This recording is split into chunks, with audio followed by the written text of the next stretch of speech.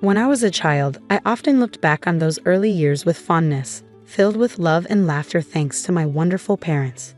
We didn't have much money or live in a luxurious place, but we had each other, and that was enough. My sister Rachel and I were inseparable, always embarking on little adventures.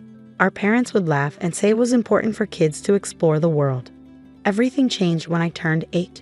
One rainy night, while my parents were driving home from work, a truck lost control on the slick road and crashed into their car, killing them instantly. Rachel and I didn't understand why they never came home. Our Aunt Melissa was the one who broke the news, saying, "Your parents had a terrible accident, Burrows. They're gone." Afterward, Melissa decided to take in Rachel, but said she could only manage one child. Rachel, who was quiet and loved reading, was easier for her to handle, while I, being lively and constantly on the move like our parents, was deemed too much. She told me, "I'm sorry, Sylvia, but you'll need to go somewhere else, somewhere better for energetic kids." I couldn't understand why I was being sent away when we were both her nieces. I was placed in an orphanage.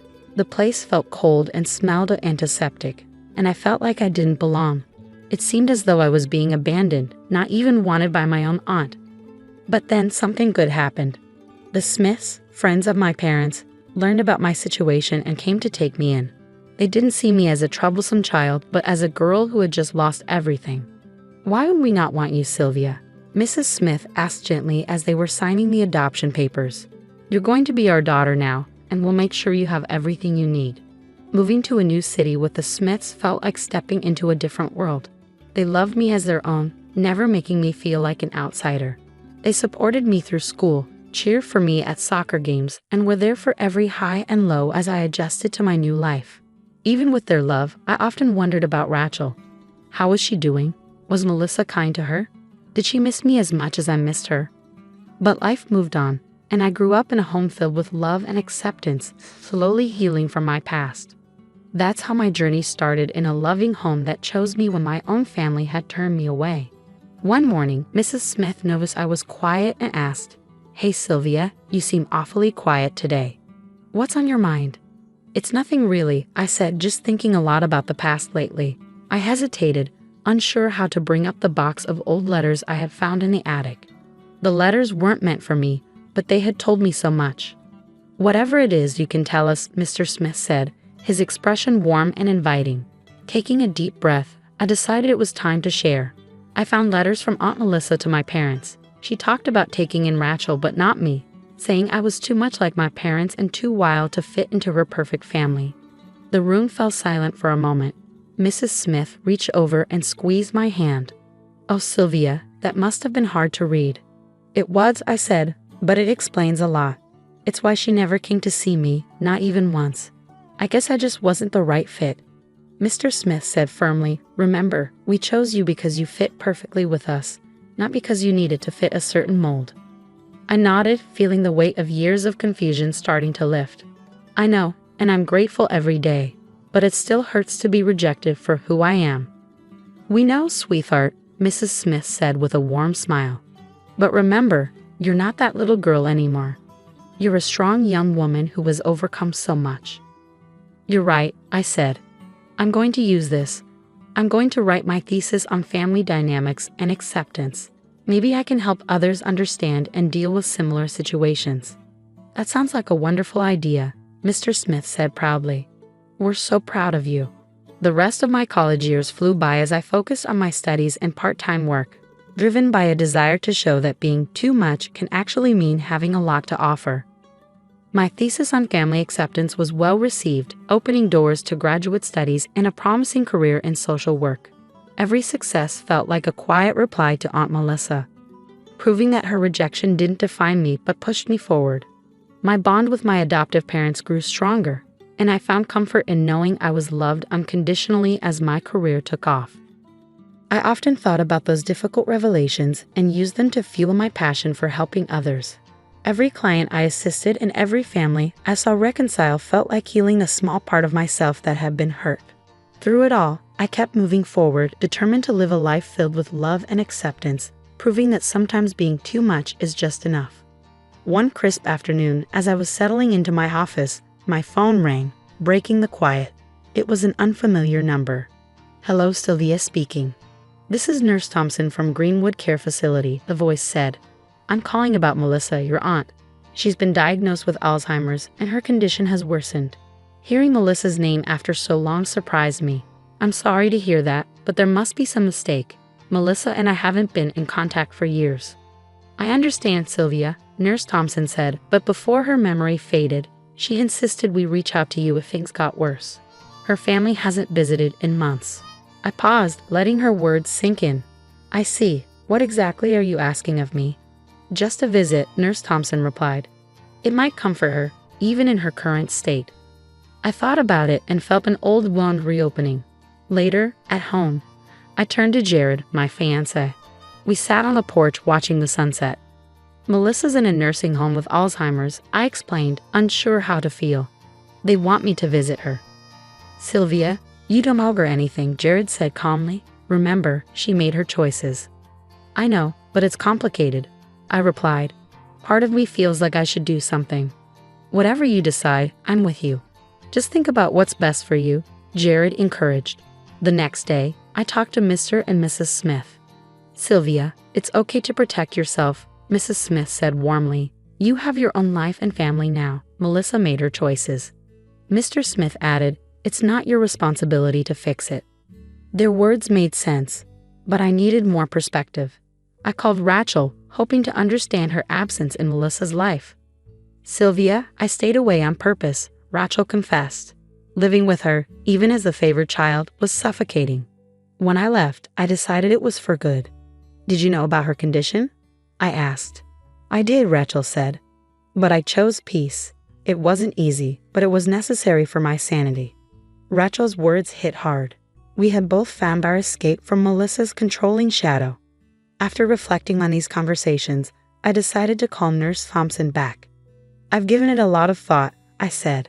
"I'm sorry, but I can't visit Melissa. It's a part of my past that I can't revisit. Please understand." "I understand, Sylvia.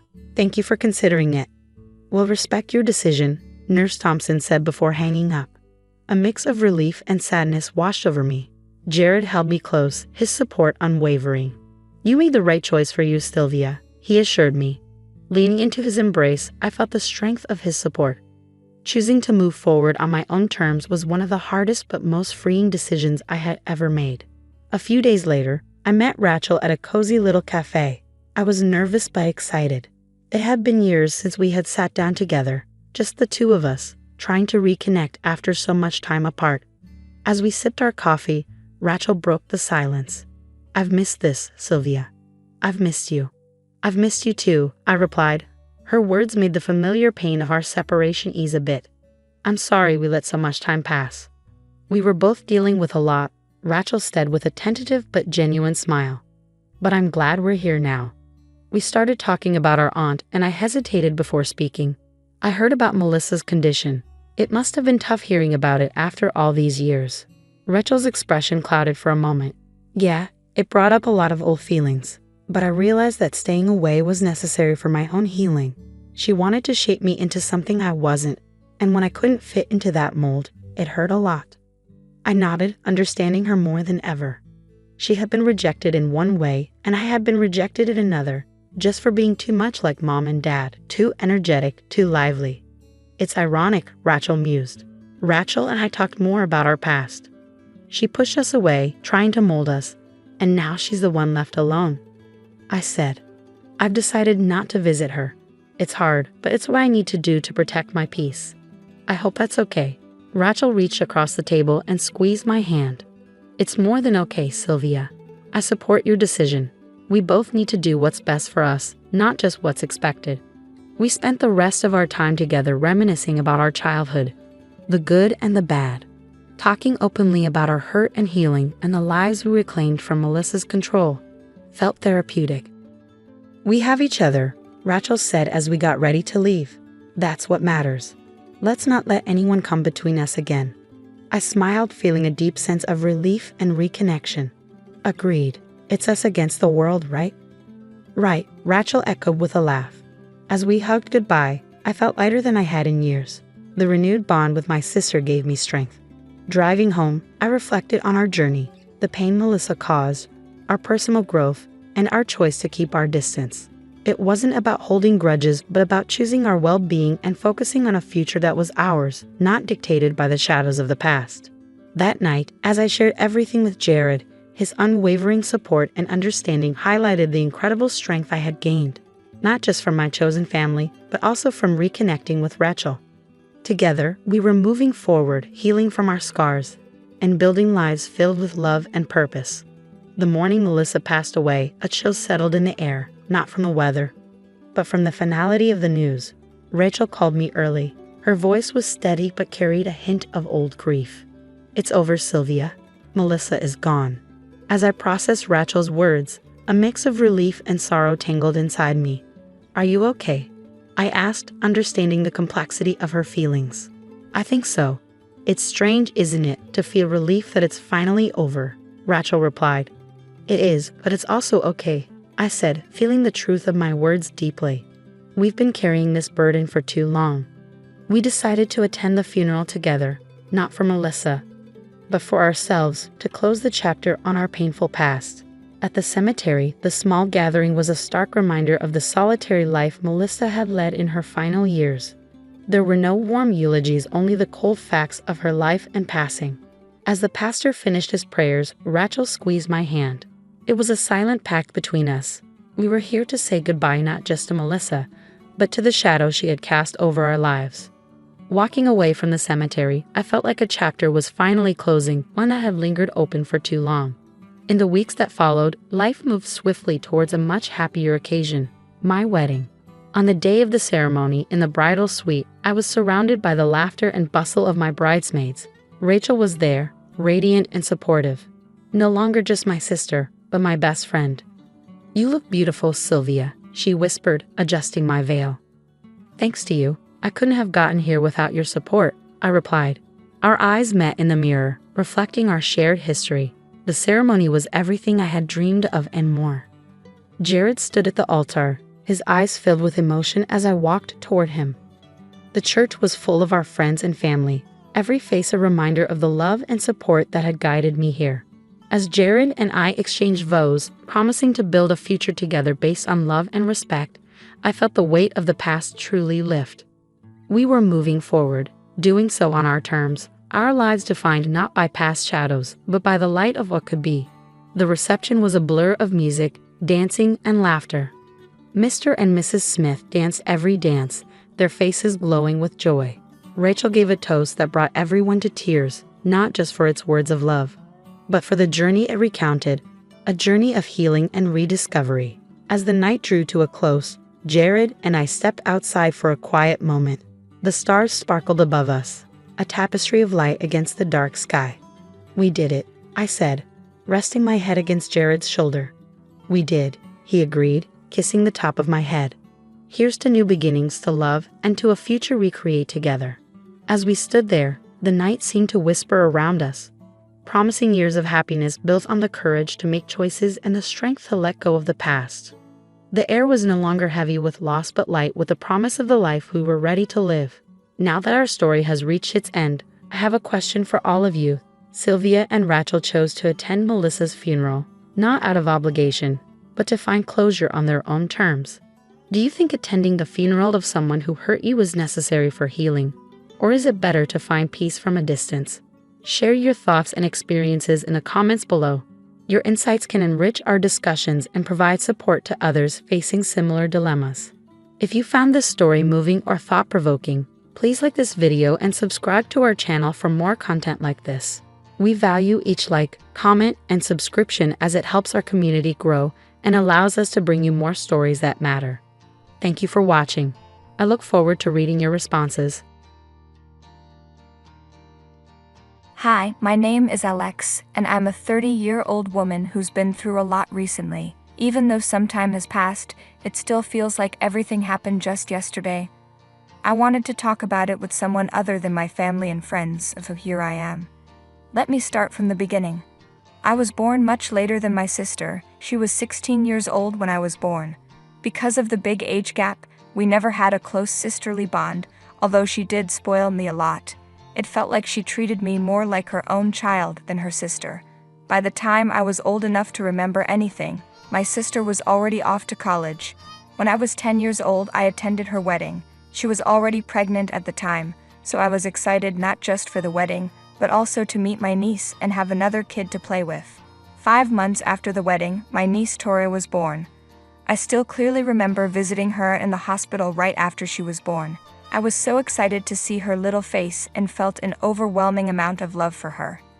After Tori came home, I spent as much time as possible with my sister to help take care of her. As the years went by, my love for Tori only grew.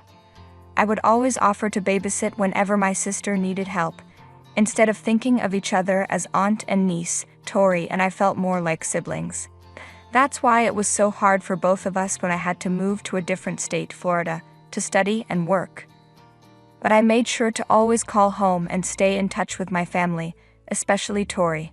The distance didn't break our bond. In my last year of university, I met my husband, Caleb. He was the star football player, and I still don't know how I caught his attention since I wasn't into sports at all. I spent most of my time reading in the library, but one day Caleb found me there and started talking to me. What I loved most about him was how confident and charming he was.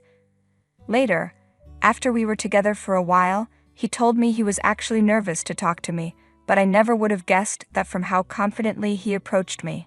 We went on several dates and quickly realized that even though we had different interests, we fit well together. We shared the same sense of humor and spent all our dates laughing until our bellies hurt. It didn't take long for us to make our relationship official. I always made it clear to Caleb how much I loved my family, so we met them through many video calls. The only person I didn't tell about Caleb was my niece Tori. Even though Caleb had met almost everyone important in my family, he hadn't met Tori yet. I did talk to him about her a lot though. One day, Caleb asked why he hadn't met my niece, even though I talked about her so much. I told him, "Babe, I haven't introduced you to Tori because she's just 11.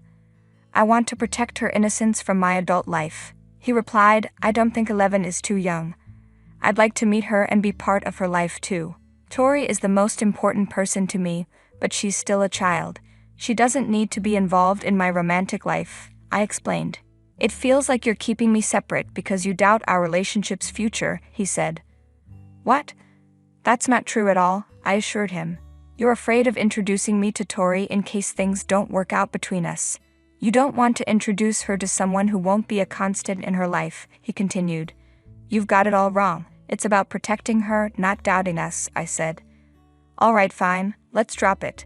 Just understand that I see a long future for us, but I'm just not ready to mix our worlds yet," I explained.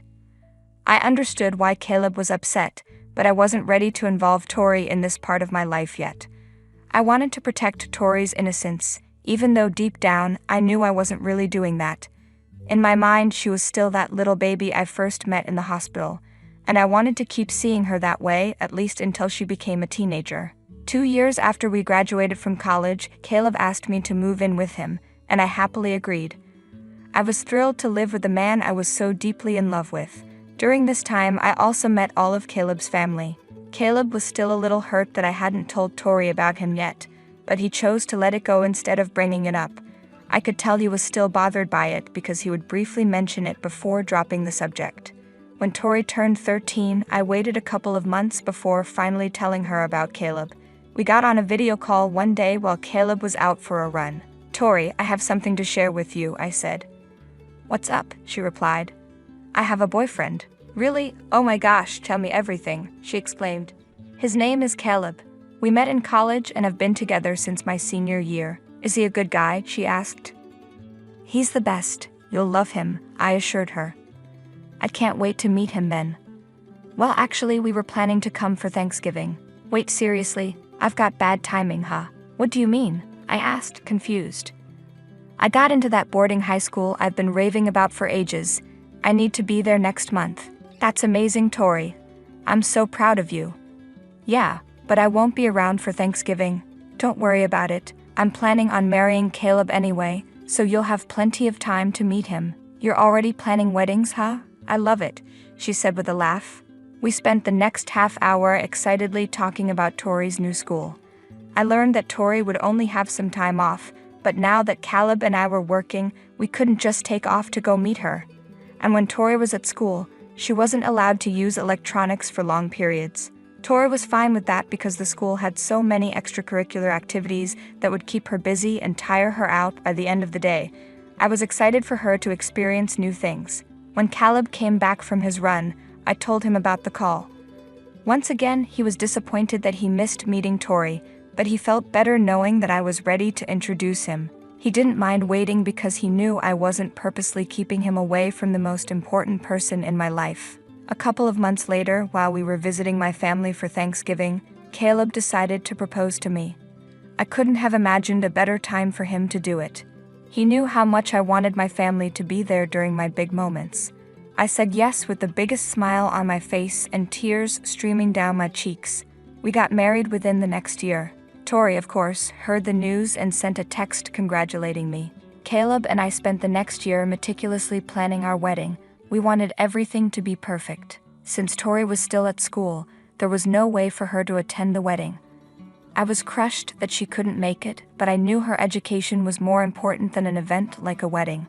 Plus, Caleb comforted me by saying we could have a small ceremony after Tori graduates to replicate our wedding. The wedding was a grand affair. Everyone laughed and cried, and I felt like the luckiest girl alive. The love and support I received that day were beyond anything I could have imagined. I truly believed that the rest of my life would be blissful because I'd get to spend it with Caleb. And for the first year of our marriage, that was true. But then things started to go downhill. We both had stable 9-to-5 jobs, made good money, and lived comfortably. We were never really interested in having children, so that wasn't something we had to plan for. So it came as a surprise when one night while we were lying in bed, Caleb asked if he could start working overtime. "Babe, there's something I need to talk to you about," he said. "What's up?" I asked, a little concerned. "I've been thinking about taking up overtime at work," Caleb said one night as we lay in bed. "Overtime? Why the sudden interest?" I asked, surprised. "I've been aiming for a promotion for a while now, and the extra money could help us," he explained. "I love that you're passionate and ambitious, but we're already comfortable," I said. "I know, but I think we can do even better," he replied. "I love our time together, just relaxing after work and on weekends. It means a lot to me," I told him, hoping he'd understand. "I value that too, but I see the potential for more," he said. "It's not about potential, it's about quality of life. I want to enhance our quality of life through hard work," he insisted. "I respect your choices, but I'm not happy with this decision," I admitted. "I'm doing what's best for both of us," Caleb said, then turned over and turned out the light after wishing me good night. I was left awake with my thoughts, feeling upset that Caleb had made this decision without really discussing it with me.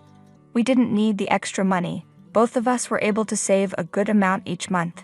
We had made smart investments and had our retirement funds set up. We lived comfortably, so I didn't understand why he felt the need to work more. But I figured that if Caleb was happy, I would be happy too. The next few months were torture for me. Caleb started coming home late and was usually too tired to do anything. He'd eat dinner and go straight to bed. He even worked on Saturdays and spent Sundays sleeping. I barely saw him properly most days, and I missed spending time with my husband. I tried talking to him about cutting back on work, but he always brushed me off, saying it was for our benefit. Eventually, after 6 months of this, Caleb did get promoted. I thought this would mean he'd have more flexibility with his time. While he did get more flexibility, it came with constant business trips. Every other week, he was flying out of state. It got to the point where it felt like I wasn't living with my husband anymore, just a roommate I barely knew. I didn't know what to do. One month, Caleb hadn't been home for more than 2 days, and that was my tipping point. I broke down in front of him, asking why he never spent time with me anymore. "Seriously, Alex? You're being so dramatic," he said, annoyed. "I'm not being dramatic, I'm just expressing my feelings," I said, hurt. "Well, you're being selfish." "I'm working hard for a better life for us," he shot back. "I never asked for any of that. All I want is time with you, the simple things we used to do," I pleaded. "Right, because sitting on the couch watching junk TV is so fulfilling. Stop being ungrateful," he snapped. "You're calling me ungrateful? I appreciate your hard work, but it's tearing us apart," I said, my voice shaking. "If I waited for you to tell me what to do, I'd be stuck doing nothing in life, he retorted. Do you really think I'm holding you back? I asked, shocked. You settle for less, you're happy with the bare minimum. I'm not like that. I want more from life, he said, his frustration clear. I'm not settling. I'm content with what we have because it's enough for me, I tried to explain. And that's your problem. You're too lazy to chase after better things, he said harshly. I'm not greedy, Caleb. I value what's important over constantly working myself to the bone, I replied, tears filling my eyes. You just don't get it, do you? He said, storming out of the house, leaving me standing there, overwhelmed by a flood of emotions.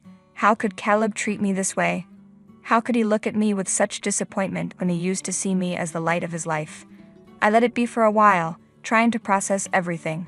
Eventually, Caleb's business trips became so frequent that he barely lived with me anymore. My hurt numbed me entirely. I stopped talking to everyone as I sank deeper into depression. What pulled me out of my depression was a call from an unknown number. At first, I ignored the calls, but they were so persistent that I finally answered. I cautiously said, "Hello." "Hello, Alex, it's me, Tori," the voice on the other end said. "Tori? Oh my goodness, it's really you. How have you been? How come the new number?" I asked, surprised but thrilled. I know, it's been too long. I lost my phone and had to get a new one. Plus, it helped that I lost it right around the time I graduated high school. I'm so sorry I haven't kept in touch. Life got busy, and I let time slip away, she explained. Don't worry, I've been swamped too. Even keeping up with my own mom was tough. So, how come the sudden call? I asked, curious. I picked a university in Florida, Alex. I'm actually in Florida now, she said. No way, that's amazing. I'm so happy you're close by. We have to meet, I said excitedly. I was hoping you'd say that. I've missed you so much. Can we really meet up? She asked. Of course. Let's make plans. I can't wait to see you again, I replied, smiling. Me too. It's going to be awesome catching up, she said. We set a date for that weekend. I thought it was the perfect time because Caleb would be home that weekend, and I was eager to see Tori again after all this time. I realized that Tori's university was only an hour's drive from where I lived, so we could meet up more often. That night, I called Caleb to share the news, but he didn't seem to care. I got upset and asked, "Why aren't you excited about meeting Tori? After all this time, I've realized I'm never really a priority for you. You kept me hidden from someone so important to you with some silly excuse." Caleb responded, "That's not true. I don't think my feelings about this are silly. Can't we just forget about it for now? I still want you both to meet." "It doesn't matter now," I said. "But could you at least be nice when Tori's here? I don't want her to see our problems." "Oh, so now you care about appearances. When will you be honest with her?" Caleb shot back. "It's not about that. I just want her to see the good parts of us." "Good parts, huh? Doesn't seem like there's much of that left these days," Caleb said, walking away. I couldn't understand why Caleb was being so difficult. I wasn't asking for anything unreasonable. I would have said the same thing if any other family member was visiting. I decided not to think about it too much because it only made me feel worse. When the weekend arrived, I greeted Tori with a big hug and teared up seeing how much she'd grown. We had 2 hours alone before Caleb came back from his trip, and during that time, we caught up on everything we'd missed. We laughed and cried together as we remembered the past. When Caleb finally came home, he went to freshen up in the bedroom. When he came back to the living room, he kissed me and then introduced himself to Tori. Tori looked confused as she shook his hand. "How have you been, Tori?" Caleb asked. "I've been all right," Tori replied. "Well, that's good to hear. I've always wanted to meet you. Alex talks about you all the time, but she never let me meet you before." "Yeah, I've been meaning to see you too. I'm glad we finally got the chance." "What university are you attending?" Caleb asked. "I'm going to New College of Florida." "Oh really? Sorry, but you look familiar." "I can't figure out where I might have seen you before," Caleb said. Tori hesitated. "I'm not sure. You just look familiar." I noticed Caleb looked panicked. He was sweating and trembling. I asked him if everything was okay, but before he could answer, Tori gasped and pulled out her phone. I looked at both of them, confused, wondering what was going on. I asked Tori and Caleb to explain what was happening. Caleb didn't say anything and tried to leave, but Tori stopped him, saying he wasn't going anywhere. I looked at Tori, confused, as she showed me her phone and asked me to look at the photos on it. In the photos, I saw text messages between two people who seemed like a couple. I was puzzled and asked Tori what this was about. Tori explained that she had made a friend at university. When they went to a party, her friend mentioned she was dating an older man named Caleb. Tori showed me several pictures of this man, and I realized that it was Caleb. I asked Caleb if this was true. He tried to deny it and said, "Are you really going to believe a young girl over your husband? You're just avoiding the truth." Tori responded, "There's proof from texts with my friend, but the messages only have a contact name, not a number, so it's hard to confirm it's him." She then showed me more pictures of Caleb on dates with her friend. My heart broke with each photo. I couldn't understand why Caleb would do this. We had been going through a rough patch, but I had hoped we could work things out. I turned to Caleb with tears in my eyes and asked him how long he had been having the affair. Caleb looked away and didn't answer. Tori, clearly disgusted, said she knew it had been going on for 2 years. My heart shattered. I wondered if Caleb's long work hours were really just an excuse to be with someone else. Then another thought struck me and I felt sick just thinking about it, but I had to ask for my own peace of mind. I asked Tori how old her friend was. Tori replied with disgust that her friend was the same age as her. I couldn't bear to look at Caleb anymore. Not only had he been cheating, but he had been doing it with someone so young. I packed up Caleb's things and threw them at him, telling him to leave. He didn't even try to argue. Once he was gone, I ran to the bathroom and threw up, overwhelmed by the disgust of his actions. I cried for a long time, and Tori stayed by my side, comforting me. She spent the week with me as I took the necessary steps to move forward. I quickly filed for divorce and found a lawyer to report Caleb for his crime of dating and sleeping with a minor. Caleb tried to fight back, but the court sided with me. I got most of our assets, and Caleb was found guilty. He was sentenced to 5 years in prison and ordered to pay a $110,000 fine. I felt a sense of justice and relief. After all the pain I had endured, it was finally over. I was deeply disgusted to have been with a man capable of such terrible actions, but I was glad he was held accountable. I found some comfort knowing that Caleb would always be a registered sex offender and that his life would be greatly affected by his actions. It took me another 2 years to fully heal, but I grew stronger from the experience. I moved back to my home state and spent time recovering with my close friends and family. In the end, it was my family who supported me and helped me find joy again. I share my story to remind you that no matter how difficult things get, there is always hope. I'm still healing, but I'm no longer haunted by Caleb's betrayal. Thank you for listening. Hey there, I'm Sheila, and I guess you could say I'm living the suburban dream. I've been married to my amazing husband, Chris, for 4 years now, and it's been quite an adventure. We met in college, both studying business, and there was just something about his smile and easygoing personality that drew me in. From the beginning, we were inseparable, staying up late to study, laughing at inside jokes, and planning our future together. Fast forward a few years and we got married, promising to stick by each other through thick and thin. The whole for better or worse thing seemed easy at the time, but little did I know our journey was about to take a challenging turn, thanks to my mother-in-law. Chris and his mom, Martha, have always been super close, which sometimes felt a bit much to me. Martha raised him almost entirely on her own after her divorce, and it seemed like she was determined to keep him under her wing, even after he moved out. I heard stories about how she used to match outfits with him and always stayed close while he played with his friends. Martha had this habit of planning Chris' life down to the minute, almost like she was the one in charge. Even when he went off to college, her clinginess didn't stop. She'd call him several times a day to check on his schedule and even visited him twice a week. This really affected Chris. He's a great guy, but you could tell he felt the pressure of meeting her expectations.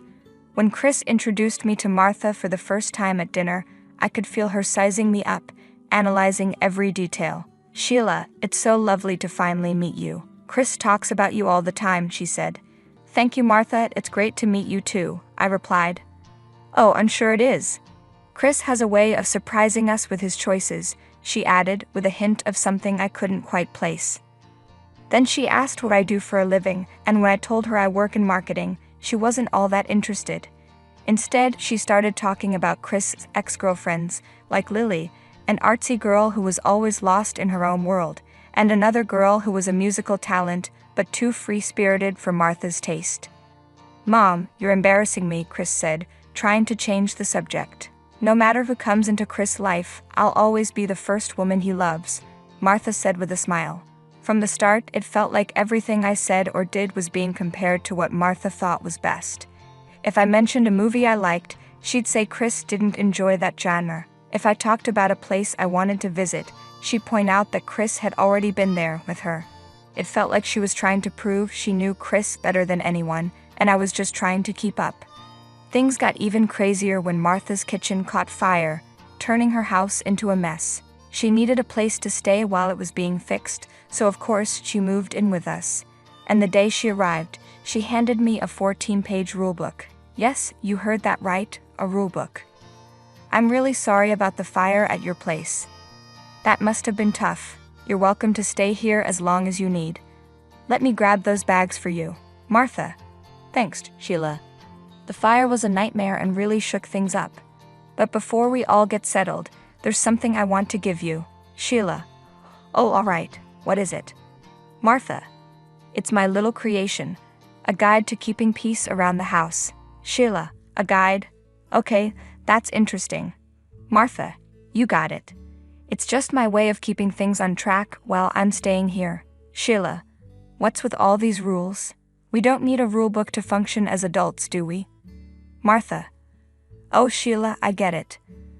But having a few ground rules can prevent unnecessary drama, you know?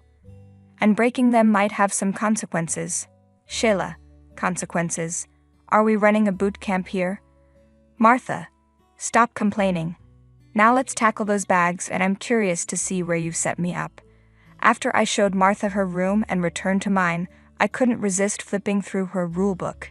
Each page was filled with bizarre instructions like vacuuming the living room precisely at 8:30 a.m., serving dinner at 6:45 p.m., and my personal favorite, washing the bathroom tiles with lemon-scented cleaner every other day. I was shocked. What kind of controlling behavior was this? When Chris got back from work, I showed him the rule book. Before bed, we both started laughing at how ridiculous it was.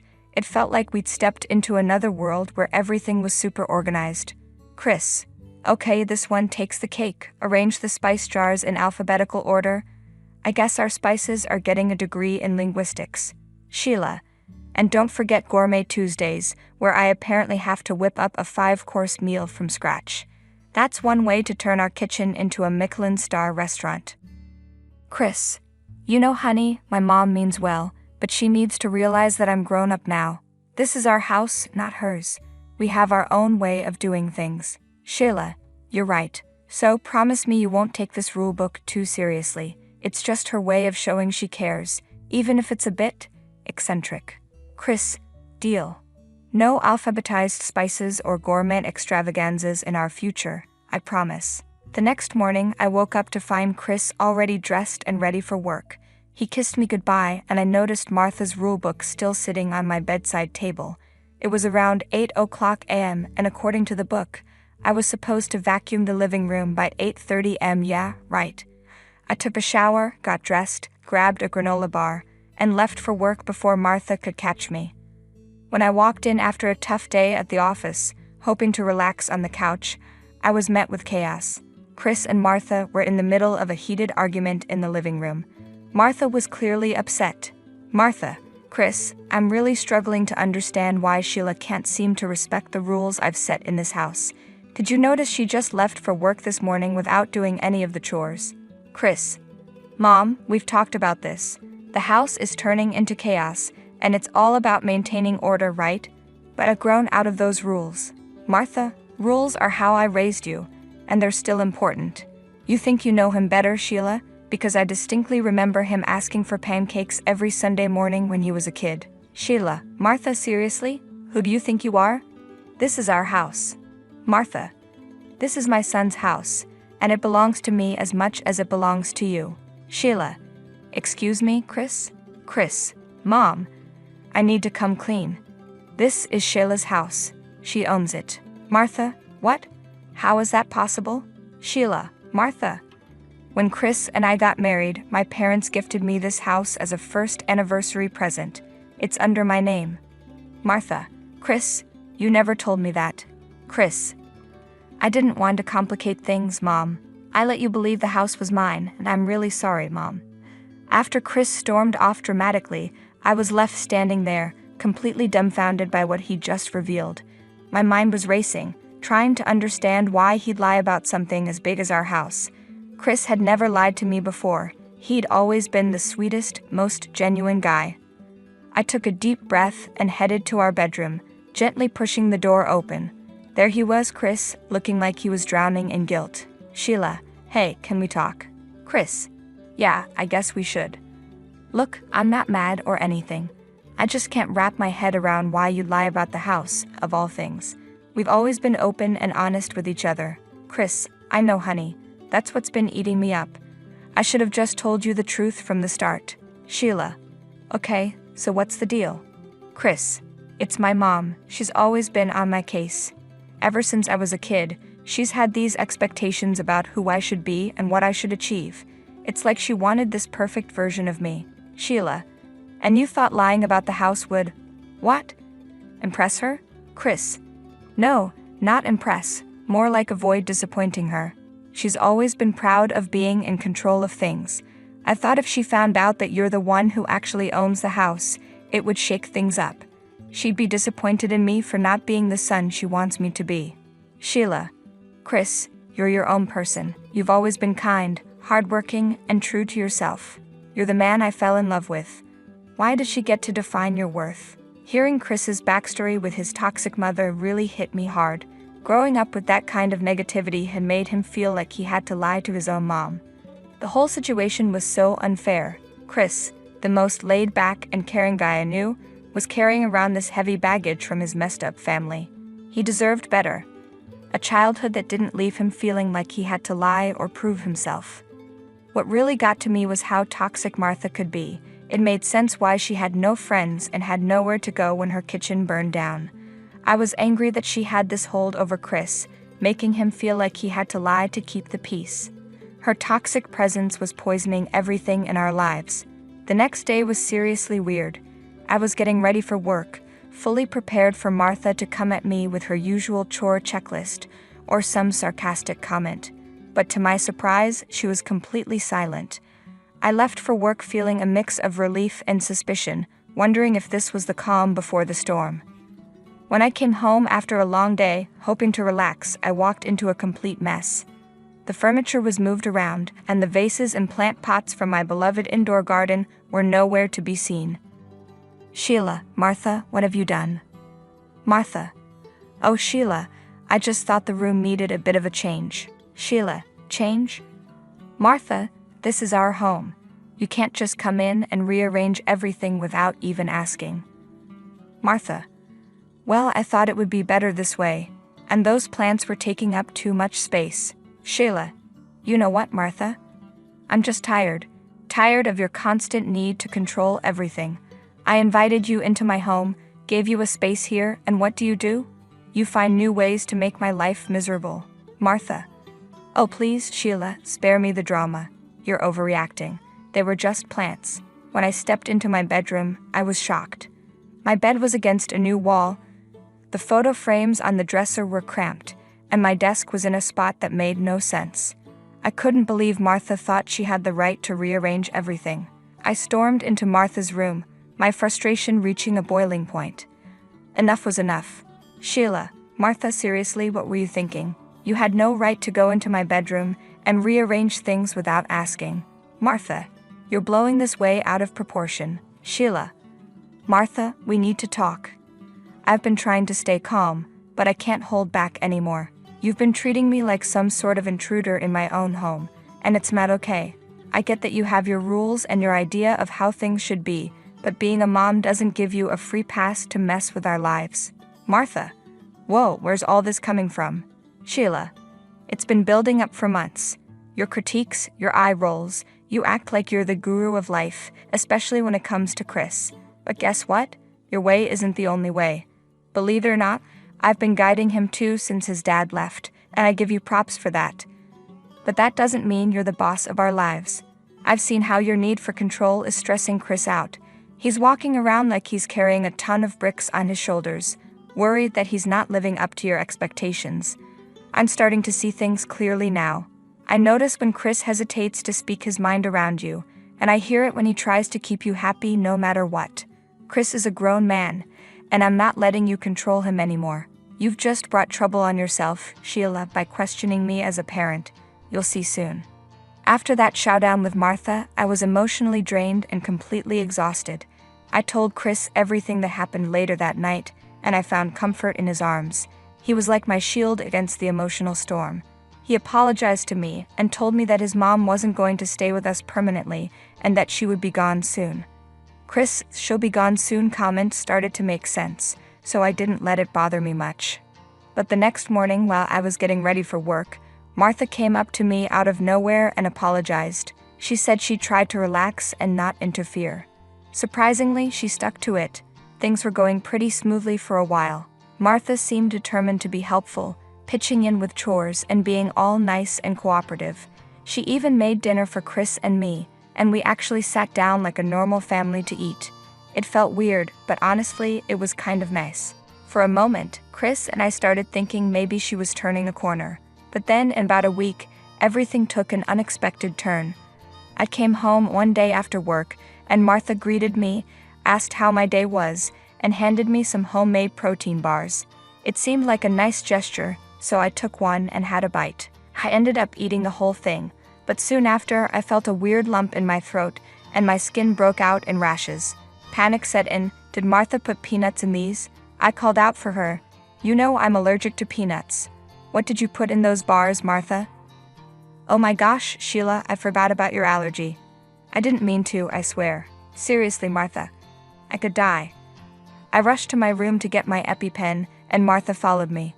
Where did I put that EpiPen? I need it now. Looking for something, Sheila? My EpiPen. You rearranged this room. Where did you put it? This isn't a game, Martha. My EpiPen is a matter of life and death. Well, we'll just have to find it, won't we? I could feel my body shutting down, like I was running on empty. My vision got blurry, and a sense of doom settled in. I knew things were seriously messed up. As I was trying not to black out, I heard Chris's voice cutting through the haze. He was on the phone, talking like his life depended on it. An ambulance arrived and the paramedics quickly got to work stabilizing me. The ride to the hospital was a blur, with sirens and beeping sounds all around. It felt like I was drifting in and out of a strange dream until I finally closed my eyes. When I woke up in the hospital, Chris was there, looking worn out but relieved. I was done with Martha's manipulation, her toxicity, and her complete disregard for anyone's well-being except her own. As soon as I was discharged, I had a serious heart-to-heart with Chris. He knew it was time to take a stand too. He had seen firsthand the damage his mother's actions could cause, and he was ready to set things right. A couple of days after I was discharged from the hospital, Chris and I went home. Mom, we need to talk. I don't know what Sheila told you, but it was all a mistake. Cut it out. You know what, Mom? I used to think I had a mother, someone who cared, someone who wanted the best for her family. But I was dead wrong. I didn't realize I had a monster for a mom, someone who's willing to manipulate just to satisfy her own twisted need for control. Chris, no honey. I need to get this out, Mom. You've torn this family apart with your toxic behavior. You've taken every opportunity to belittle and demean Sheila, someone who's done nothing but support and care for all of us. And what did she get in return? Neglect and her allergies triggered because you forgot? It's sickening. You nearly killed Sheila. Let that sink in. You almost killed your son's wife. Didn't you even think about me once? Chris, please, I never meant for things to go this far. I know I've made mistakes, and I'm so sorry for what happened to Sheila. Mom, listen carefully. You have two choices. You can leave on your own terms, or I'll make sure you're out of here.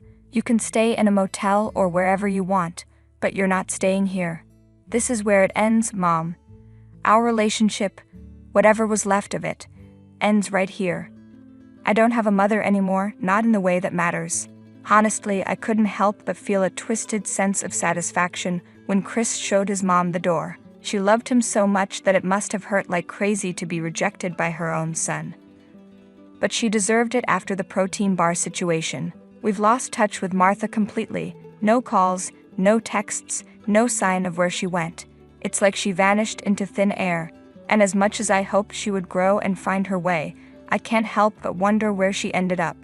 Despite all the drama, she's still Chris's mom, and that worry for her is still there. Chris ran into a couple of construction guys working on her house, and they told him she drops by sometimes to check on things, so I guess she's okay. Our home is no longer a battleground, and who knows if we'll ever get in touch with her again. For now, we're just trying to live in the moment. Hi, I'm Nancy and I'm 24 years old. Getting married might have been a questionable decision for me. I was young and thought I'd found the love of my life, but things changed quickly. I wish I could remember everything perfectly, but honestly, I'd rather forget. I got engaged in late December. It was cold in Oklahoma, but whenever I was with Paul, my husband, it felt warm. His mom, Jackie, seemed like a calm woman, someone who'd be easy to live with. Paul's dad wasn't around anymore, so I respected Jackie a lot for raising him on her own. Unfortunately, this would end up affecting our relationship in a big way. You can marry him, but he'll always be my boy, understand? Jackie told me that the first day after the wedding, her tone was off, and suddenly, the calmness I saw in her was gone. She sounded strict and bitter. Had I done something wrong? Of course, Jackie, you were his mom after all. You can think of me as your daughter too if you'd like, I said. I don't need a daughter. Now go do the dishes. I want you to make something fresh and delicious for your first day. You've got to impress your mother-in-law, right? Oh, okay, of course, Jackie. I'll do my best. Why was she being so rude to me all of a sudden? I couldn't figure it out. It was like she was a completely different person. Paul was somewhere in the backyard trimming the bushes, but I was sure he could hear us. Either way, I cleaned the kitchen for lunch. No one had cleaned the dishes from the night before, so I had to do it all by myself. It felt like I was doing someone else's work, but I didn't complain. Maybe Jackie was just having a bad day. It would get better in a day or two, I was sure of it. Later in the evening, I relaxed with Jackie and Paul. He and I were talking a bit, but Jackie kept giving us looks. Soon, I prepared dinner for the first time for Jackie. I was desperate for her approval. Oh, this food is kind of terrible. Where'd you learn how to cook? Jackie said. Oh, come on, Mom, it's not that bad, Paul chimed in. It's that bad, Paul. I thought you loved this dish, I replied. Get over yourself. My son has higher standards than that, don't you, my baby? Yeah, Ma, I don't think it's all that bad, just add some salt. Honestly, I'm surprised it's edible. You could have cooked the meat more, Nancy. Any more undercooked, and I'd swear the slime was still bleeding. I'm so sorry. We can throw it out, and I'll make something else really fast. Oh no, please sit down and eat. The damage is done. Paul, call the ambulance. I'm about to eat this. If my liver fails, know that I love you. And Nancy, know that your food barely qualifies as edible. These taunts only became more frequent with time. Jackie would force me to cook and then insult the food until it was too cold to eat. She'd even complain when we got takeout from a local fast food place. You know, Nancy, I don't think it's worth gaining as much weight as you have over food that tastes like this. Honestly, how did you even manage to marry my son when your taste in everything else is so terrible? I couldn't take it anymore and ran out crying. Paul came to me about half an hour later. He was such a different man around his mother. When I met him at work, he was vocal and encouraging. Now it was like he was chained to his mom, never standing up for me or saying anything. Hey, I'm sorry about the way things have been lately. I know you and Mom are not getting along. Look, she's just not used to having another person around, so she's lashing out. I know in my heart that she loves you. Paul and I were talking things over one day. Jackie had gone out to do some grocery shopping, so we had some alone time. Paul, you couldn't be more clueless. Your mom always sounds like she hates me and everything I do. I've tried my best, but it's not working out. What do I even do here? Time, Nancy, just give it time. She'll soften up, I know it. You're the one who's gone soft. You never say anything to her. You never take a stand for me. What happened to you, Paul? What happened to me? I'm the same. I don't know what you're talking about, but that woman is my mother. Why would I ever stand against her? Because she's being horribly unfair to me. What did I even do to deserve this from her? I'm just trying to be part of the family. And that's the problem, Nancy. Being part of the family will take time and effort. Lots of it. I just say roll with the punches. It'll grow on you. This is her way of showing love, okay? Forget about it. How about we go catch a movie? I suggested. Paul replied, I just feel like being alone right now. Then why did you get married? Paul joked. Come on, stop being down. Watch a movie with me and we'll have a good time. I promise. I finally agreed, even though I was unhappy with how things had been lately.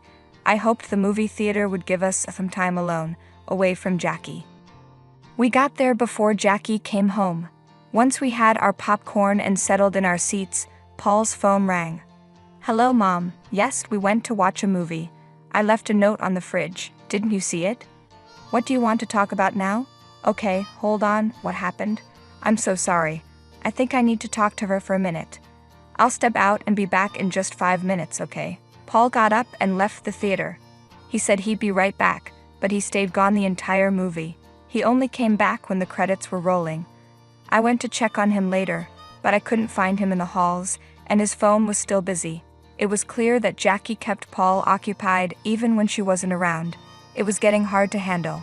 I had some alone time in the theater to think. Maybe it was partly Paul's fault for always letting Jackie have her way.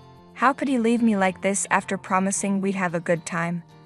When he came back, I was furious. Are you serious? Where have you been? I demanded. Whoa, where's this coming from? Paul asked, confused.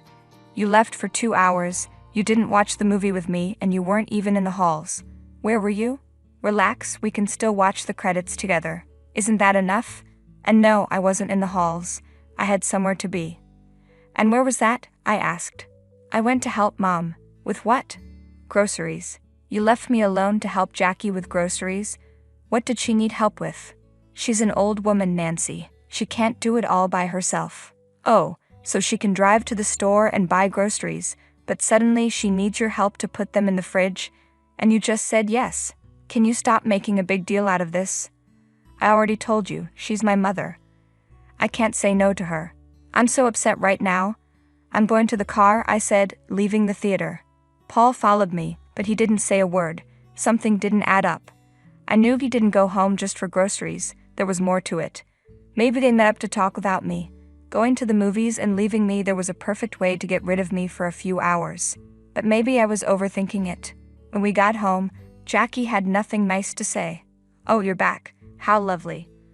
What were you up to while my poor boy helped me with all the groceries? Eating popcorn. Jackie, it was Paul's idea to take me to the movies. It's not my fault you needed help with groceries, and he left so suddenly. Oh, you have some nerve talking to me like that, girl. Do you know who I am? I'm his mother. He'll do whatever I want, won't you, boy? Mom, can we stop talking about this already? I'm tired and want to sleep. I'd be tired too if I was married to her. Go take your nap and I'll make dinner. Nancy, why don't you make yourself useful and go get some chicken from the supermarket? I forgot to get it today. Fine, I agreed, even though I didn't want to go. But I wanted to get away from her at any cost. I got in the car and started driving away. I didn't know if I could tell my parents how things were going at home. I decided to drive to my brother's place instead. He lived just a few miles away, and he's always had my back. Having a sibling who understands you is such a blessing. Acis, how's it going? What brings you here so suddenly? Rob asked. You have no idea, Rob. Things are really bad for me right now, I replied. Wait, what? I thought you really liked him. What happened? It's like he's a different person around his mother. They both keep bothering me, and she says awful things all the time. I don't know if I can handle it. Sometimes I don't even feel like eating because of the horrible things she says about my body. What? She said that. Tell me everything right now, Rob demanded. So I told him about the hurtful comments, the constant mocking, and the mean things Jackie said. Rob was furious, not just with Jackie, but also with Paul for not standing up for me. He had believed it would be good to me when we got married, but now his trust was broken, just like mine. We need to have some kind of intervention, Rob suggested. Don't do anything extreme, but don't suffer in silence either. The next time she says something hurtful, we respond, we don't tolerate bullying. You're right, I agreed. I'll stay strong and stand up for myself.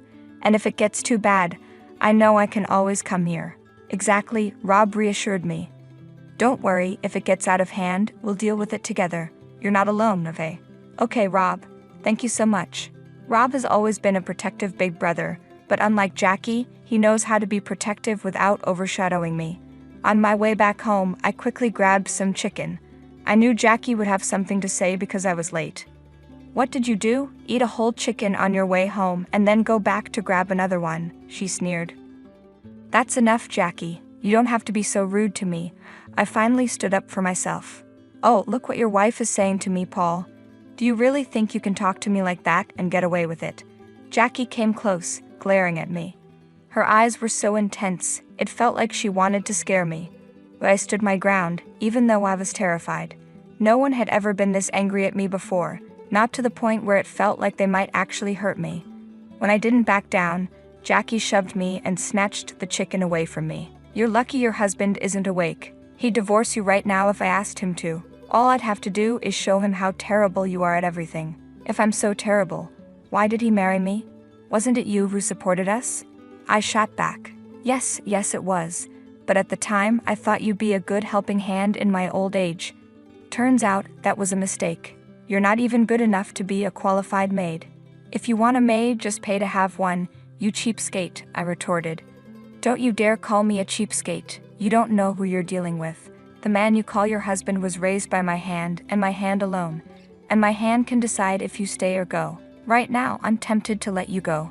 Jackie screamed at me so loudly that I was sure the whole neighborhood heard. I couldn't hold back my tears anymore. I broke down sobbing and ran into the backyard, slamming the sliding door behind me. I sat down in the grass and cried my heart out. I finally decided I couldn't handle it anymore and called Rob. I told him everything, and he came over the next morning. When the doorbell rang, Jackie walked up to the door and peered through the peephole. Rob? Nancy, you called your brother. What's this supposed to be? She asked, surprised. Rob was big and could be intimidating if he wanted to be. To me, he was like a big teddy bear, but he could easily look like a wrestler when needed. Rob wants to talk to you and Paul about everything that's been going on. You're not treating me kindly, and I can't keep living like this, I told her. Are you serious right now? This matter didn't need to leave our living room, and you decided to call him in the morning because Paul's at work, didn't you? Jackie said, clearly annoyed. Just open the door, Jackie, I insisted. I wished Paul was around when Rob visited, but this was the only time he could come. Jackie made a face but opened the door with a fake smile, trying to seem pleasant as if Rob would believe her act. Oh, Rob, it's been so long since I've seen you. How have you been? You look healthy. Thank you, it's been a while. Can I come in? Rob replied. Of course. Please come in. Nancy, get some water for your big brother, Jackie said, still pretending. It's okay, I just had some in my car, Rob said as he walked in. His presence quickly filled the room. He moved around, inspecting the house, and then settled on the couch in front of Jackie. I sat down next to him.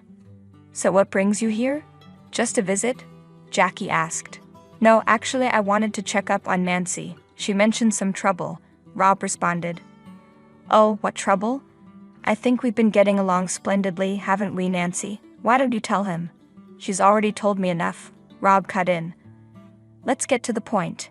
You've been having some, let's say, adjustment issues with my sister. I understand there have been constant fights. Oh, I wouldn't call them fights, just banter. It happens between mothers and daughters. My mother-in-law and I exchanged quite a few words back in the day, too. Sadly, she passed away before Paul was born. I'm sorry to hear that, but this banter needs to stop. Nancy isn't fond of it. Marriage should be about mutual respect, even from the rest of the family. Right, Nancy? Rob said.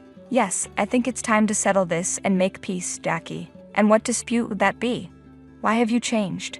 Why do you hate me so much all of a sudden? Did I do something to upset you? Oh my God, do we have to do this in front of your brother? Don't mind me, I'm here to make sure you two settle this properly, Rob said, staying calm. Fine, it's because I don't like to share, okay? My son has been mine and only mine our whole lives, and now you're here, expecting him to give all his time to you. That doesn't sit right with me. He's my husband, and he doesn't give his time to me. He gives it to you, which is exactly how it shouldn't be, I replied, frustrated. I don't believe this. This is so childish of you. I added, raising my voice. Don't you dare yell at me and call me a child, Jackie shot back. Okay, relax, both of you, Rob intervened. Yelling won't solve anything. What will fix this, Rob? Do you have any bright ideas? Jackie asked, her tone suddenly shifting, which made me uneasy. Look, I can see there's a problem. I think the only way to solve this is for you two to spend some time alone together, trying to understand each other. Maybe a change of pace, do something fun together instead of just handling the house and work, Rob suggested. What are you suggesting? Jackie asked, curious. Take a trip. I think a little family vacation would be a wonderful idea. The weather here is a bit annoying right now anyway. Wouldn't you like an exotic trip, Jackie? Rob offered. Oh, I most certainly would, but what makes you think we can afford one after the wedding? Jackie replied. Don't worry about that. I have a friend who runs a travel company. I can take care of most of the expenses. Consider it a gift from Nancy's brother, Rob said reassuringly. Are you serious right now? Where would we even go? Jackie asked, surprised. How does France sound? Rob suggested. Oh my God, France sounds lovely. Rob, you don't have to do this. It'll be so expensive for you guys, I said, feeling a bit guilty. Come on, Nancy, it's a gift. You have to appreciate it, Rob insisted. But there's a condition, Rob added. Jackie, you too, Nancy. The two of you have to try to get along with each other. We'll do our best, won't we, Nancy? Jackie said, her eyes suddenly full of promise. I'd never seen her this excited before, not even at the wedding. I didn't fully trust her, but I did deserve a break from everything. France sounded lovely this time of year, so I agreed. That evening when Paul came home, we broke the news to him. He was ecstatic and dropped his work bag to celebrate with us. Finally, it felt like the three of us were getting along. I was skeptical at first, but maybe Rob's idea was working. Paul managed to get a few days off from work the next week, and we started packing for the trip. Hey, do you remember the cute bags we got for our little trip to Florida? The ones that look alike? Paul asked. Yes, do you think we should take them with us? I replied. Of course. I love those bags, they remind me of that trip, Paul said, smiling. Jackie seemed a bit detached from us. She often called someone and talked to them for hours. I thought she might be realizing her mistakes and giving us some space, but she still made some odd comments about Paul not giving her enough time. She didn't talk to me much, but one time I overheard her and Paul arguing in her room. The door was closed, so I couldn't hear much. Mom, she's my wife. I have to give her at least a little time. I thought you were okay now. What's wrong? Paul said. I'm not okay. I want to be, but I'm not. I still can't get myself to like her, Jackie admitted. What do you want me to do?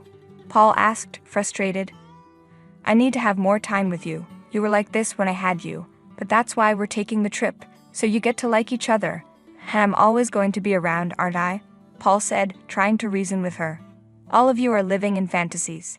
Fine, I'll do something about this myself, Jackie snapped. What are you going to do? Paul asked. Look, here's the plan and I need you to go along with it, Jackie whispered. I couldn't hear the rest, but I knew they had some plan. I was concerned but didn't do much about it. I hoped everything would work out fine if I just paid attention to what they were doing. We packed our bags. Both mine and Paul's looked similar, but I could always tell which was which by the weight. On the day of departure, Jackie looked unusually happy. She even talked to me and didn't make any weird faces. I found it intriguing, but guessed it was because we were finally going on the trip. At the airport, we had to go through customs. We put our bags on the conveyor belt to be scanned. Jackie leaned in to whisper something odd in my ear. It's going to be such fun.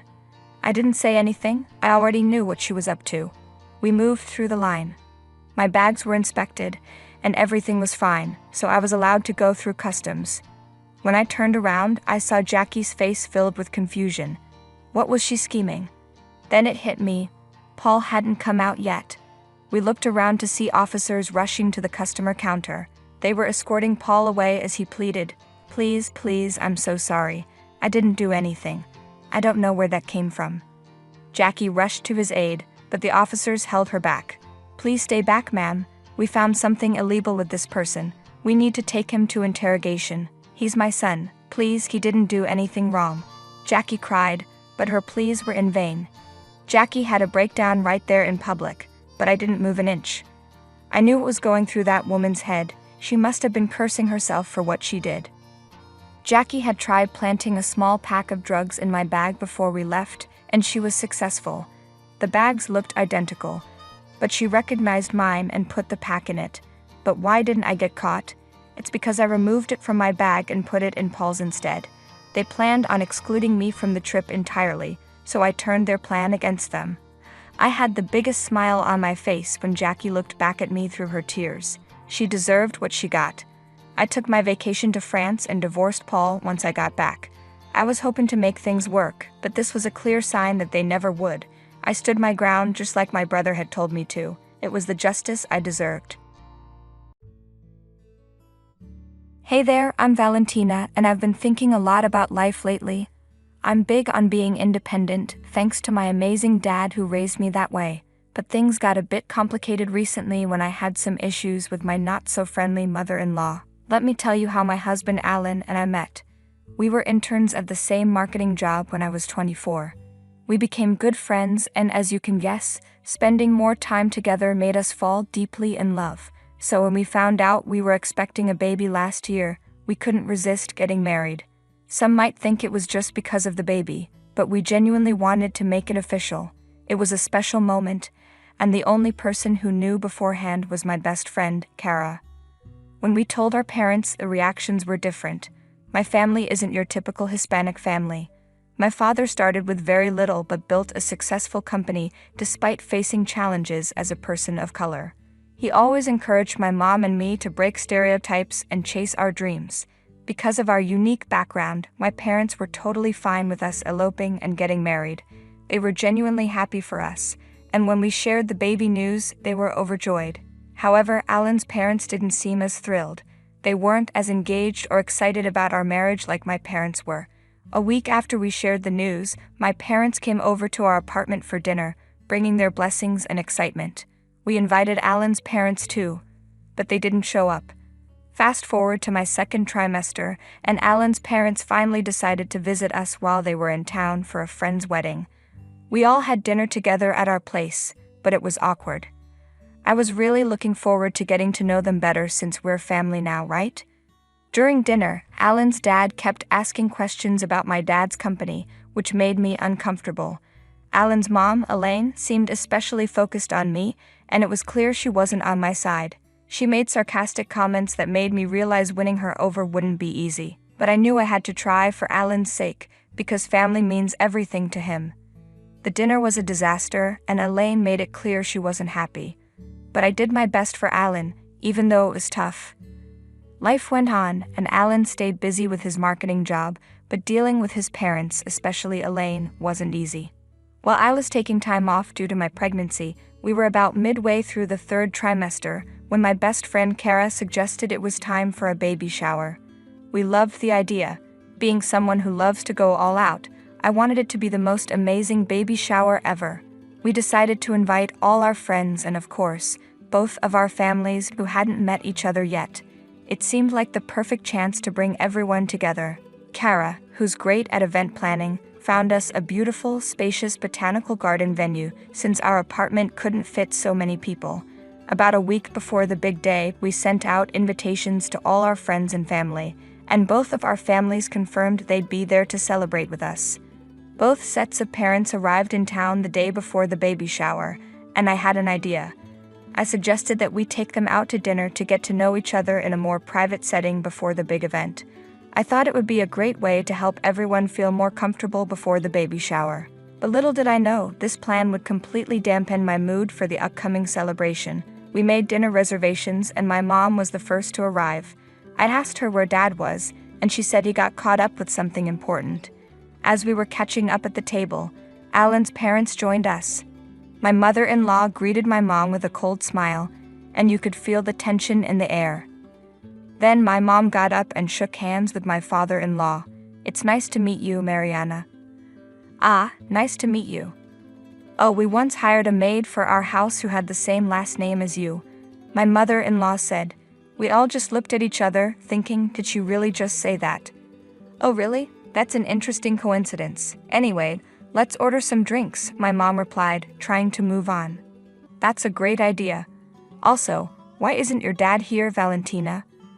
Elaine asked, and just like that, her comment got swept under the rug. To be honest, I was fuming inside. How could she make such a thoughtless comment to my mom? It really got under my skin. I couldn't understand why Elaine would say something so hurtful and insulting, not just to me, but especially to my family. I tried to put myself in Elaine's shoes, wondering if maybe she had some reservations about me because Alan and I eloped without informing her. Maybe that was why she wasn't accepting of our relationship. But even then, that didn't excuse her rude behavior toward my mom. I felt terrible for my mom. I couldn't believe she had to sit through dinner with that hurtful comment hanging over her.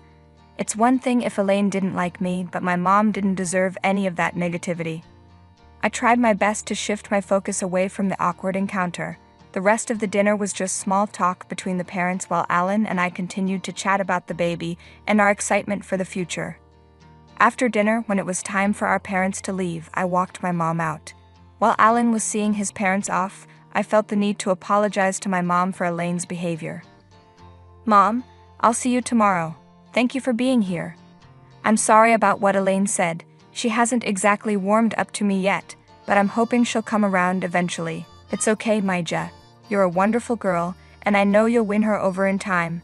Your dad and I will see you tomorrow. Get home safe. Bye, Valentina." "Bye, love you." Tell Dad his presence was missed. The car ride home was just as awkward as the dinner. I was really hoping Alan would say something about his mom's behavior or at least explain it, but he didn't bring it up, and I was surprised. I decided not to confront him at that moment because I didn't want to ruin the baby shower. I figured I'd talk to him about it after the event, hoping we could sort things out then. So we got home, tried to sleep off the tension, and woke up to the big day, the baby shower. We reached the venue around noon, and Kara was already there, busy setting everything up with the workers. She was doing an amazing job, and the place looked incredible with balloons, confetti, flowers, decorations, glitter, and sparkles everywhere. Guests started arriving at 2, and Alan and I were on hosting duty, trying to make everyone feel welcome. But just as my parents showed up, Alan's parents walked in too, and I wasn't sure how to feel after the drama from the night before. I was still upset with Alan, but I kept my cool for the moment. Then, to my surprise, Elaine decided to break the ice. "Hello, Mariana. Hello, Manuel. Hey, it's nice to see you again. You know, I've been thinking about what happened yesterday, and I just wanted to say I'm sorry for my behavior. It was totally uncalled for. No worries, it's nothing we can't move past. Let's just move forward and enjoy today, okay? This is my husband, Manuel. Manuel, meet Elaine. It's nice to finally meet you in person, Manuel," Elaine said. "Likewise, Elaine. And oh, Mr. Herrera, this is my husband, William. Actually, William knows all about your company. Back in the day, you were quite the talk when you were up and coming. Nice, I know your husband too." "The world is so small," my dad responded. "Ah, what? You know my husband, William? Have you guys met before?" Elaine asked, surprised. What just happened? It turns out that not only was Elaine caught off guard, but all of us were totally shocked to find out that William and my dad already knew each other. "You've got to be kidding, right? How do you know him?" I asked. "Well, he works with me." "Wait, hold on, none of us knew this. Dad, you have some explaining to do. Fill us in, please." "He manages my $50 million portfolio," my dad admitted. "What about that job with Christopher? Weren't you managing for him, William?" Elaine questioned. "Couldn't we just talk about this when we get home?" William replied. "Dad, why didn't you tell us about this before? You've been keeping this a secret from us?" I asked, still trying to understand what was going on. "Yeah, how did this even start?" Alan added. "It's not like that. It just never came up. Let's not make a big deal of it, okay? You have guests waiting," my dad said, trying to move on. Wow, what a whirlwind of a day it had been. The revelation that William and my dad knew each other took us all by surprise, and it just got swept under the rug during the baby shower. But honestly, I couldn't stop thinking about it. My father-in-law had been working for my dad. Why didn't William mention it last night when Alan brought up my dad at dinner? And did my dad already know him before hiring him? So many questions were swirling in my head. Despite the lingering mystery, the baby shower went well, but that topic was like an elephant in the room. Alan and I could no longer ignore it. He even told me that we needed to talk about it because he had no idea either. After the party wrapped up and we got home, we both decided to make those calls, individually of course. Alan called his dad and I called mine. We retreated to separate rooms and made our respective calls to our family members. We agreed that after talking, we'd compare notes and figure out the truth. Hey Dad. Maija, you should be resting. Today was a long day and the baby's due soon. I know, Dad, but I just wanted to talk to you about something first. How long has my father-in-law been working for you? For about a month now. I didn't realize he was your father-in-law when I hired him. It was just a coincidence. I mean, how could I possibly know? He had just been fired by his management team, and I gave the poor guy a chance. He knew all about you though. A couple of months ago, when I met him and Elaine for the first time, he couldn't stop praising you and your company. It's just strange that he never mentioned me to you, don't you think? I asked, still puzzled. You know, people have their own ways of doing things, and sometimes they keep certain things to themselves. Maybe he had his reasons, my dad replied, trying to ease my concerns. I guess so, but it's still a bit odd. Get some rest and take care of yourself, Maija. Don't let this stuff keep you up at night. Good night. Okay, good night, Dad. I finished my call with my dad and was making my way to Alan's room to fill him in when I overheard him on the phone. He sounded pretty upset, so I tried to eavesdrop. Okay, Mom, what if Dad works for Valentina's dad? You're so obsessed with what people think, and you don't have to act superior all the time. Maybe that's why Dad kept this from you. He knew you'd make his life hell if you found out. I tried to let go of that Mariana incident, but you really went overboard, Mom. Insulting people won't make you better than them. I love Valentina, and I won't defend you again on this. Just get over it and accept her. Maybe apologize to her. Yeah, okay, bye. Once Alan was done, I played it cool, pretending I didn't hear a thing. We exchanged stories about our conversations with our respective parents, and I was completely honest, as was Alan. He addressed his dad's job situation. His dad had been in a tough spot, going through a rough patch after getting fired. William lucked out and got selected for my dad's job that he had posted about. He didn't mention it to Elaine and the rest of the family, knowing she'd flip out. She wouldn't want William working for Manuel because she wouldn't want her family to be in any way dependent on her son's wife's family. Her ego got in the way. I have to say that I admire Alan's dedication to making things work between us and his mom. He meant the world to me and wanted her to rethink her stance and apologize for her problematic comments. Despite her past antics, I was willing to give her another shot for Alan's sake. He said she just needed some time. A whole month passed and the baby was ready to make her grand entrance. Luckily, Alan was there when my water broke, and he rushed me to the hospital. We were blessed with a little girl, and we named her Catalina. She was just the cutest when I first saw her. Once we got home, our friends couldn't wait to meet our little baby girl. My parents caught a flight the very next day. Kara was all pumped up because now she had a niece to play dress-up with. Alan reached out to his mom and shared the news of our daughter's arrival. Even after weeks of not speaking to her, she didn't visit us for a whole week. But then, out of the blue, she called Alan and asked if she could make arrangements for my parents to visit so she could apologize and start anew with our family. I called my folks and asked if they could drop by for a day, and they were totally up for it. We were over the moon, feeling super strong as a couple and soaking up all the happiness. The big day finally arrived and Alan and I prepared some mouth-watering dishes to celebrate with everyone. Catalina was the star of the show, bringing our families together. Soon enough, everyone had gathered. My mom surprised me with the sweetest gift, a matching baby blanket and a pastel pink mummy scarf made out of soft wool that she had knitted herself. It was so thoughtful, and I cherished it dearly, keeping it safe in my room. As we all settled in, Alan's dad took the lead and apologized for not informing my dad earlier that he was my father-in-law. It was a good step to break the ice, and from there, everyone started mingling and getting along. My mom and Elaine even cleared the air, and it seemed like they were bonding over how adorable Catalina was and how she had gotten my eyes and Alan's nose. But in the middle of it all, I noticed Elaine was missing. I went to look for her and found her in my room. Elaine was soaking the scarf my mom made in her glass of fine wine, and to make matters worse, she poured the remaining wine all over the blanket. I could not believe the audacity of this woman.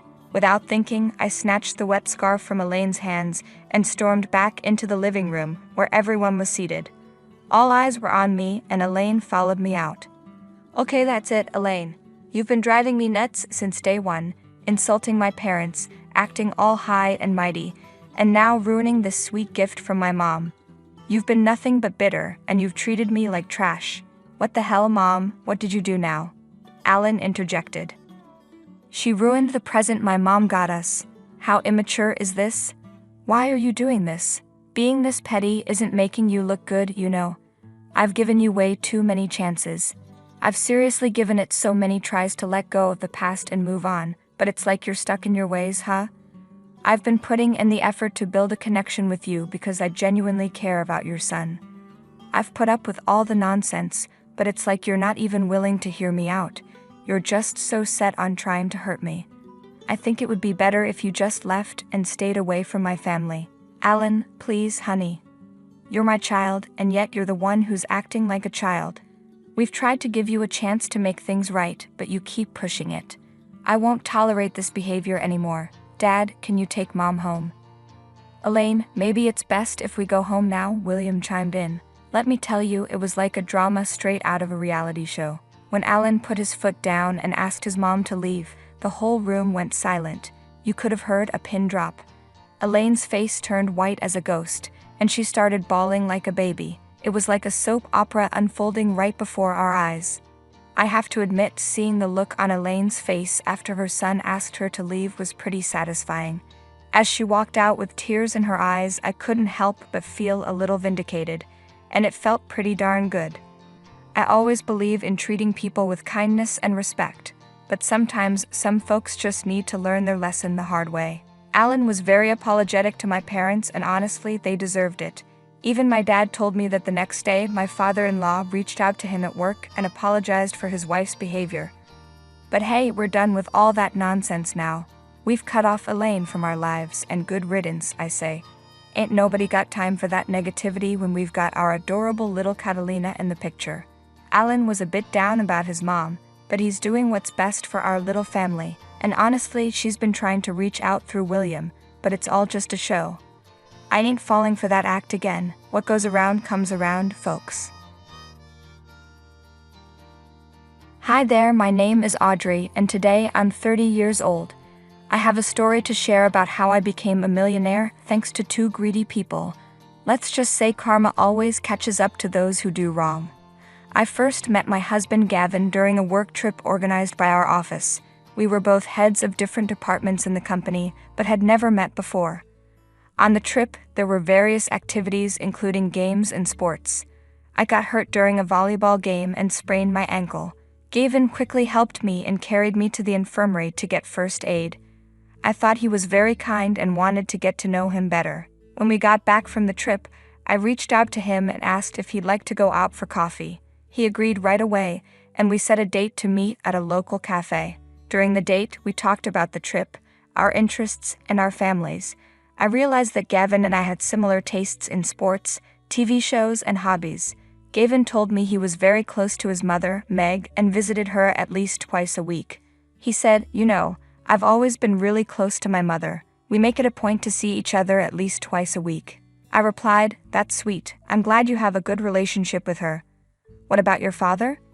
Gavin's face changed and he said, "Well, he left us a few years ago, and we don't have much contact." I asked, "Is everything okay between you two?" "It's complicated, Audrey.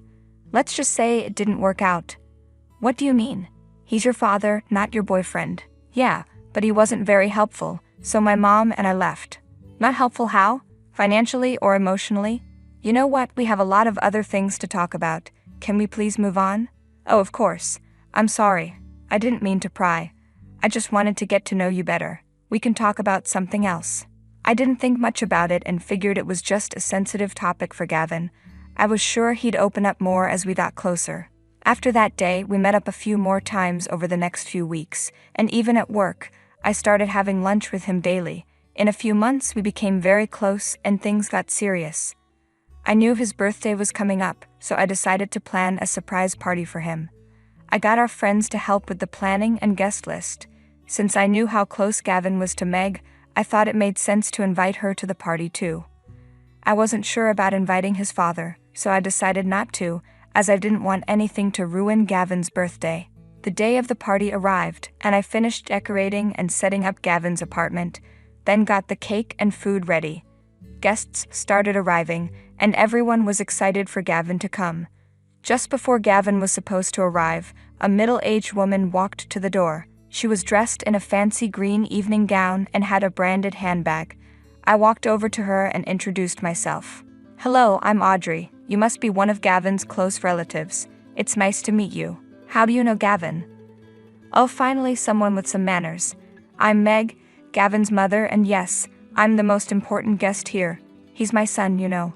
"Of course, Meg. I didn't mean to offend you. Gavin talks so fondly about you.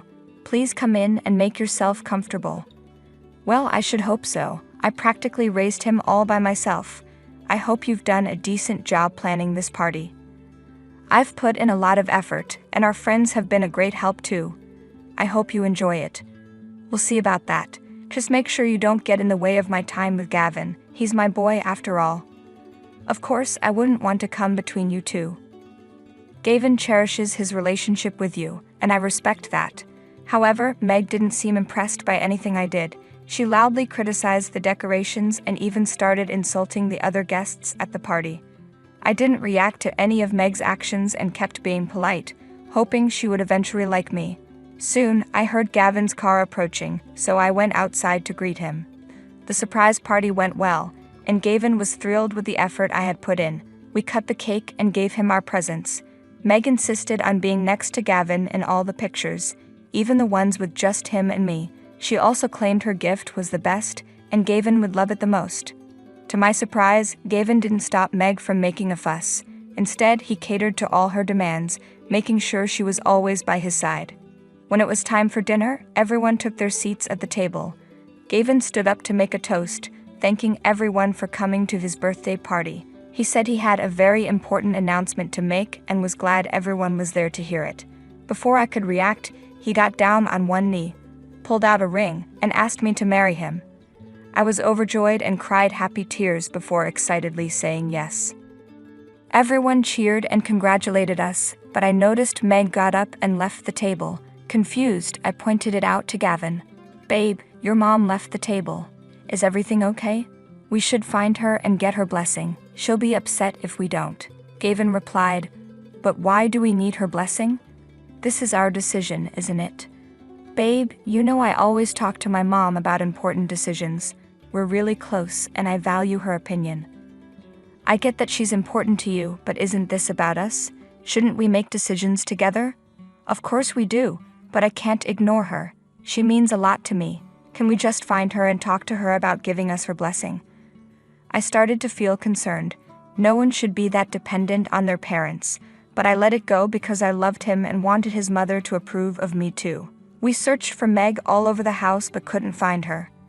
Eventually, we saw her sitting quietly in the backyard. We approached her and asked for her blessing, which she reluctantly gave after Gavin asked. Gavin apologized, saying, "Mom, I'm sorry I didn't talk to you before proposing to Audrey. It just happened in the moment, and I thought it was the perfect time." Meg responded, "Well, Gavin, you usually discuss big decisions with me. I felt left out this time." "I know, and I didn't mean to upset you. I planned to talk to you the next day, but the surprise party changed everything. I understand it was unexpected, but you should have found a way to talk to me before making such a big decision." "You're right, Mom. I should have. I got caught up in the excitement, and Audrey has been so amazing and supportive. I wanted to show her how much she means to me." "I can see you really love her, Gavin. I just want you to remember to include me in your life, especially with important matters." "I promise, Mom, I'll work on communicating better with you. You're an important part of my life. and I want you to be part of Audrey's and my journey together. That's all I ask, dear." I decided not to listen to the rest of their conversation because I started feeling like I was eavesdropping, even though I wasn't. As I walked away, I heard Meg telling Gavin that I wasn't good enough for him, that he should reconsider marrying me, and that I wasn't beautiful enough and was only interested in Gavin for his money. I ignored Meg's taunts and pretended I didn't hear them. Over the next few weeks, we started planning our wedding. Meg didn't help with any of the preparations. She tried to dictate which dress I should wear and threw a tantrum when I told her I wanted to choose my own. She also met with me a few times to tell me that I should pay more than half of the wedding expenses, saying I was lucky to be marrying Gavin and needed to contribute. I didn't take these incidents to heart, thinking she would warm up to me once we were married. Finally, after weeks of planning, my wedding day arrived. I was in my dressing room, surrounded by my bridesmaids and my mother, getting ready. Everyone told me how beautiful I looked in my flowing white dress. Then I heard a knock at the door and saw Meg walk in. To my shock, she was wearing a white wedding dress. "Why are you wearing a wedding dress?" I asked. "Today is my son's wedding day, and it's more important to me than anything else," Meg replied. "I chose to wear this dress to highlight my significance as the mother of the groom." "I understand it's an important day for you, but isn't it customary for the bride to wear white? It might take away from Audrey's moment," my mother pointed out. "Well, that's not my concern," Meg said. "Gavin is my only son, and I deserve attention on this occasion too." "Of course, Meg," my mother said, "but today is primarily about Audrey and Gavin's love and commitment. It's their special day." "I know that, but I'm just making a statement. My presence here matters as much as anyone else's," Meg insisted. I was furious but decided not to cause a scene and ruin the day. The rest of the ceremony went well. We exchanged vows and rings, and it was emotional for both of us since we had been waiting for this day for a long time. During the wedding planning, I had asked Gavin to handle the guest list. I noticed he hadn't included his father and asked if he was sure about that decision. Gavin said his father had abandoned them and had no place at such an important celebration. I wanted to change his mind but decided to drop the subject, not wanting to upset him. The months after our wedding were blissful. We spent every moment together and started planning to buy our own house. Gavin and I had always wanted to live together, but decided to get married first before making such a decision. We began house hunting, spending a few hours every day looking for our dream home. One day, Gavin called me at work. "Hey babe, I'm sorry, but an important meeting has come up. I won't be able to go house hunting with you today." "No worries, darling, it happens. Don't stress about it. I can handle it on my own." "Oh, thanks for understanding. I'll make it up to you, I promise." "You better. Just focus on your meeting and we'll catch up later. Love you." "Love you too, babe." After work, I got into my car and drove to the location of the property. I saw that the house was on the 10th floor of a building still under construction. When I arrived, I met with the realtor, who informed me that another guest had arrived under our name to look at the property. Knowing Gavin was busy, I was confused about who this person could be. To my shock, I saw my mother-in-law, Meg, waiting impatiently at the door. I asked her why she had come to see the property. She said she wanted to make sure the house was good enough for her son and that it had a place for her to stay when she visits. I didn't want Meg involved, but I let her join me to avoid making Gavin angry. We began the tour and Meg didn't stop criticizing the building and saying the house wasn't up to her standards. By the end of the tour, I was very frustrated and wanted to leave as quickly as possible. The realtor stepped away to take a call and told us he'd show us the rest of the property when he returned. He also warned us to be careful, as the house was still under construction and could be dangerous. I started walking around and noticed an unfinished staircase outside the house. Suddenly, I felt someone kick my right leg. I lost my balance and fell down the stairs. I couldn't move and felt bruises on my arms and head. I looked up to see Meg smiling in victory before she quickly turned and left. I was in shock, unable to understand what had just happened, and I couldn't move for a few minutes. Eventually, I found my phone in my pocket and called an ambulance. As I was taken to the hospital, I couldn't stop thinking about how Meg had tried to push me down the stairs to injure me. I had been nothing but kind to her, and her behavior left me both sad and angry. At the hospital, I underwent first aid and several scans. I tried calling Gavin multiple times, but he didn't pick up. The medication made me drowsy, and I eventually fell asleep. The next morning, I tried calling him again. This time he answered, but his reaction was far from what I expected. Instead of concern, he sounded angry and accused me of lying. "I can't believe you're lying about this, Audrey," Gavin snapped. "You expect me to believe my own mother pushed you down the stairs?" "Gavin, I'm not lying. Meg kicked me and I fell. She deliberately hurt me," I pleaded. "You're just trying to cover up your actions. My mother said you were being aggressive. She would never hurt you for no reason," he retorted. "I can't believe you're taking her word over mine. She's been manipulating you, Gavin," I cried. "Stop it. She would never lie to me. She's my mother. I thought you loved me and trusted me. But now I need to be with her. She's in shock because of what you did," he said coldly. "You're choosing her over me, Gavin? After everything we've been through?" I asked, heartbroken. "You brought this on yourself, Audrey. Maybe you deserve this for what you did," he replied.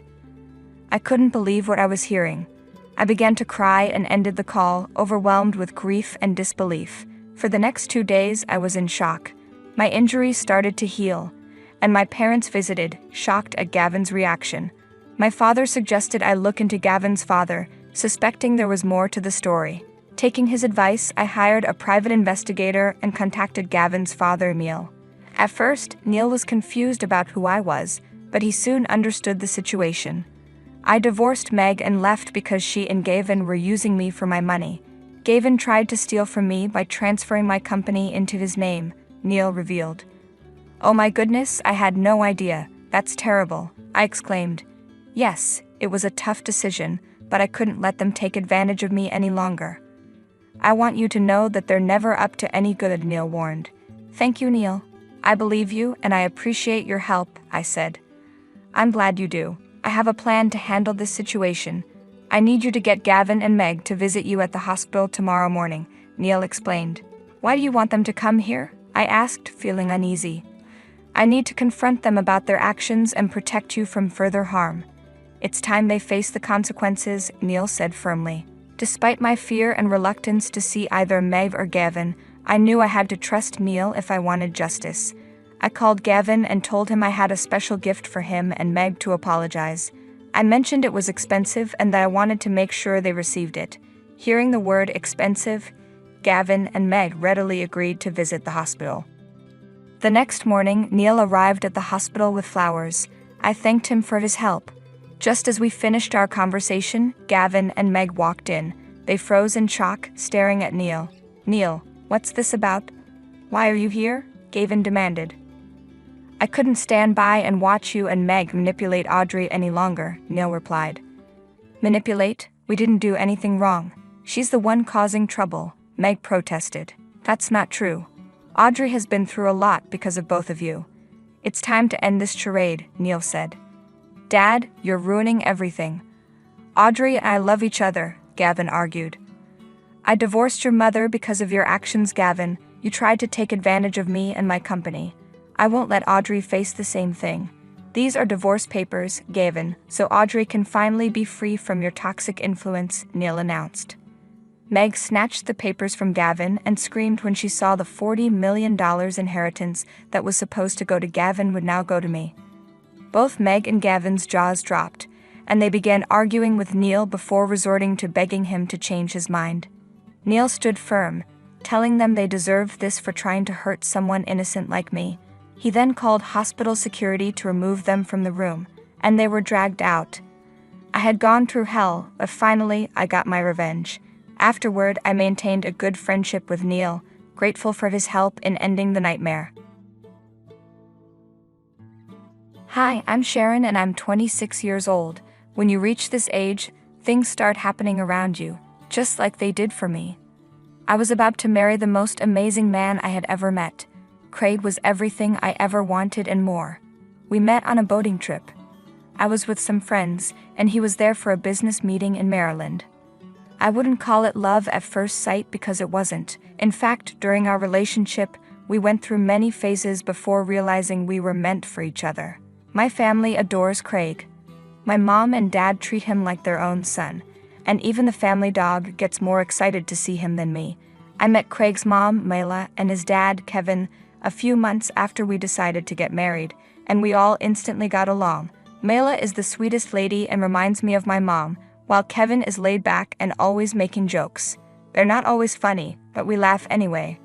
I was in love with Craig and his family, but this was before I met Natasha, Craig's older sister. One day during a family lunch, Mila mentioned Natasha. "So, your sister's coming to town next week. Are you two going to pick her up at the airport? I think this is a good time to introduce your fiancé to the other woman who helped raise you." Craig laughed while eating some toast. "Pulling my hair, eating half my food, and taking my toys. That's what I call raising me, Mom." The whole table laughed as we enjoyed our meal. After meeting Kevin, I started to see how Craig had picked up his dad's humor. Both of them could crack a good joke every now and then. I thought, well, now I have to wait a week until Craig says something really funny. Hey, it's all part of having a sibling, right? Speaking of which, Sharon, you have one. A sibling, I mean? Oh no, I'm an only child. I did have a few dogs and cats growing up though. Does that count?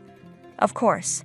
My kids scratched and screamed at each other growing up, so I'd say our experiences were the same, Kevin joked, and we all giggled.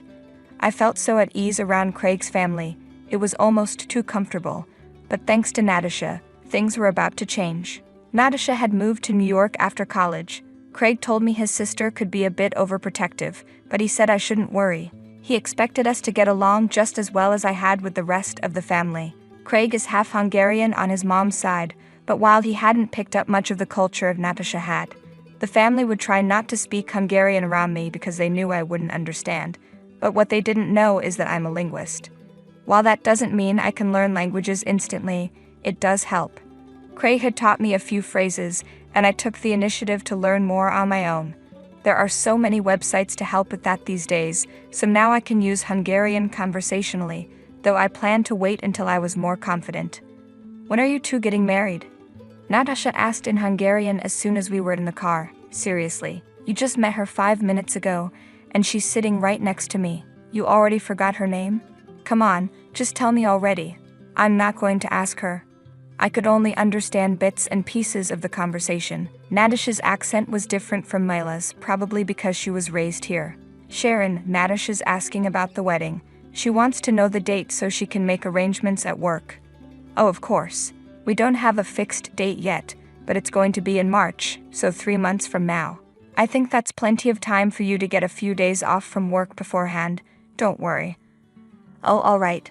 That's a relief. I thought it would be much sooner. Why did she seem so relieved when the wedding was months away? Let's keep talking in English, yeah, Nat. We're still working on Sharon's Hungarian, so it's going to take a while. This is already tough. She whispered something in Hungarian before saying that, and this time I understood. I was feeling a bit intimidated by her. It wasn't going as smoothly as it had with his parents, but I reminded myself that not everyone likes you right away. I was sure we would get along with some effort. A few days passed, and I wasn't always at Craig's place, so our interactions were minimal. Whenever I did go there, Natasha would find an excuse to go out, whether it was shopping or going to the movies with friends. I could see the annoyance on Kevin and Mila's faces. One time when I showed up, Kevin said, "You better not be leaving us today, Nat. You've watched enough films for the week. Spend some time with Sharon and your brother this afternoon." Natasha rolled her eyes and said, "Oh my God, not this again. I've met her and we've talked. Do I really have to keep doing it? I don't want to get to know her. I already know enough people. She looks like every other girl. I've met her already, so I don't see the big deal. Natasha, English please. This is the 6th time this week." Okay, I won't be gone long. I'll come back and spend plenty of time with both of you, I promise. Sharon, oh, that's okay. I hope you do come back though. I'd really love to know more about you and your work and everything. Me too. It's just that my friends keep making plans, and since I haven't been home in a while, they're being very stubborn. You must have friends, right? You understand. What if she doesn't? What if she wants you to stay but is too nice to say it? I thought we were speaking in English, ma. Seriously, what did I just say? It's okay, guys, don't stress about it because of me. I'm learning Hungarian anyway, so maybe you won't have to switch to English for me. How lovely. Anyway, I'll be right back for lunch, or else Mama Bear here will fry me like a fish for dinner. Bye now, see you all soon. And then she left to hang out with her friends again. I found it interesting that she stayed in touch with her friends even after moving so far away. I guess they must have grown up together. I didn't expect her to keep her promise and join us for lunch, but to my surprise, she showed up right on time. She looked annoyed to be there. Like she'd much rather be with those friends she kept talking about. I guess she finally gave in. We talked about how their home had changed over the years and how Kevin's jokes had gotten a bit lamer. It was all fun. Then I decided to ask Natasha what she did in New York. So Matt, what do you do in New York? I'm an interior designer. I've designed some of the best places out there. I keep asking these two oldies to let me redesign this old house, but they never listen. I was hoping you'd knock some sense into them. This is the house you grew up in. It's beautiful the way it is. Come on, Sharon, help me out here. I mean, those weird beige couches are killing me. I actually like it here. Those couches are comfortable too. Of course, she takes their side. She's just trying to be the good girl to get them to like her. Typical. You really have to stop talking about my fiancé like that. What's your problem, Matt? I have no problem. What are you talking about? Is everything okay? Did I say something wrong? Oh, of course you didn't, honey. We were just talking about how the house looks kind of ugly. It's just my opinion though. Your fiancé isn't very keen on it. Hey Nat, that reminds me, you didn't tell me what Rye was up to. Why isn't he joining us? Dad, I told you he was busy. He really wanted to come and see Sharon and Craig, but he couldn't find the time. He'll be free soon, and I'll drag him here the next time I come back. I think he prefers it here anyway. Oh, I'd love to meet him. When did you guys get married? Oh, it feels like ages ago, sweetie, but it was just 2 years back. I was designing his new home, and our eyes just met. We got married 6 months later. Wow, that's beautiful. Please bring him around next time. Yes, of course. Natasha just smiled brightly, and everyone went back to eating. It was pretty awkward after that. The conversation switched to other things like the wedding, the venues, the number of guests, and all that, but Natasha didn't show any interest in any of it. She just ate quietly. I wondered if their family dinners were always like this, but who am I kidding? I knew it was me. My Hungarian had improved enough to know that Natasha didn't really like me much. She thought I was just trying to impress Kevin and Mila so they'd like me, and don't get me wrong, I did want them to be happy with me, but I wasn't going to go out of my way to make that happen. My opinions were and always will be my own, but it seemed like Natasha had made up her mind about me the moment she met us at the airport. The more time I spent around her, the more I started catching unpleasant phrases in Hungarian. She would talk to her friend on the phone and say things like, I don't know why my idiot brother is marrying this girl. What does he even see in her? She doesn't do or say anything interesting and she has no idea how to speak Hungarian. She'd have more frequent conversations on her phone when we were all together, like she always preferred talking to someone else. Sometimes her phone would ring late at night and she'd be on the call for hours. I assumed it was her husband. She used her words like a sword so often that it pushed me to work even harder on my Hungarian. I felt like I needed to be less meek and stand up for myself a bit more. I wasn't going to just sit there and let Natasha insult me in her language whenever she felt like it, so I became determined. After spending a few days with us, Natasha went back to New York. During that time, I doubled my efforts to learn Hungarian. I was an assistant professor at the university, and even though my subject was linguistics, one of my colleagues, Jenna, was a master in many languages. Hungarian just happened to be one of them. I decided to meet her after hours and talk about my situation. So, as you know, my fiancé is half Hungarian, and like they say, Jenna, knowing someone's language is one step closer to knowing their heart. Not to be cheesy, but I've been trying hard to learn the language. I know a little now, but you're the master. Do you think you could help? Well, I suppose I could. Tell you what, buy me a sandwich for lunch, and I'll let you attend my elementary Hungarian classes for a while. It should be enough to help you catch on to the grammar. That sounds perfect. But you can't attend the whole semester since you're not a student. Attend a few initial classes with the new batch, and I'll help you in private later on. Also, I know you're doing this for your fiancé, sweetie, but are you sure about it? Hungarian is a difficult language to learn. Aren't all languages difficult? I think with enough determination, I can at least become a better conversationalist. A lot of effort also falls on you whenever I ask. Don't worry, I won't mind. Ask as often as you like. Thank you. Oh, I see someone's been working on it, huh? Impressive. Come on, let's go. I'm getting hungry. She laughed, and the two of us headed to the nearest cafeteria. Everything was going smoothly. I knew learning a foreign language was going to be tough, especially since I had to balance it with my work, family, and other commitments. But I was determined. I wanted to be part of this family, and learning a language was a big step toward that. Plus, getting back at Natasha a little bit would be worth it. The next week, I started attending Jenna's lectures. She was so good with the language that I could have mistaken her for a native speaker. Her accent was spot on. Since I wasn't going to get more than a month of learning, I made sure to take notes whenever possible. She would always check in with me after each lecture, and I don't think I could have found a better teacher. Meanwhile, Natasha returned a month later. By then, my Hungarian had improved a lot, but I kept it a secret from Craig and the rest of the family.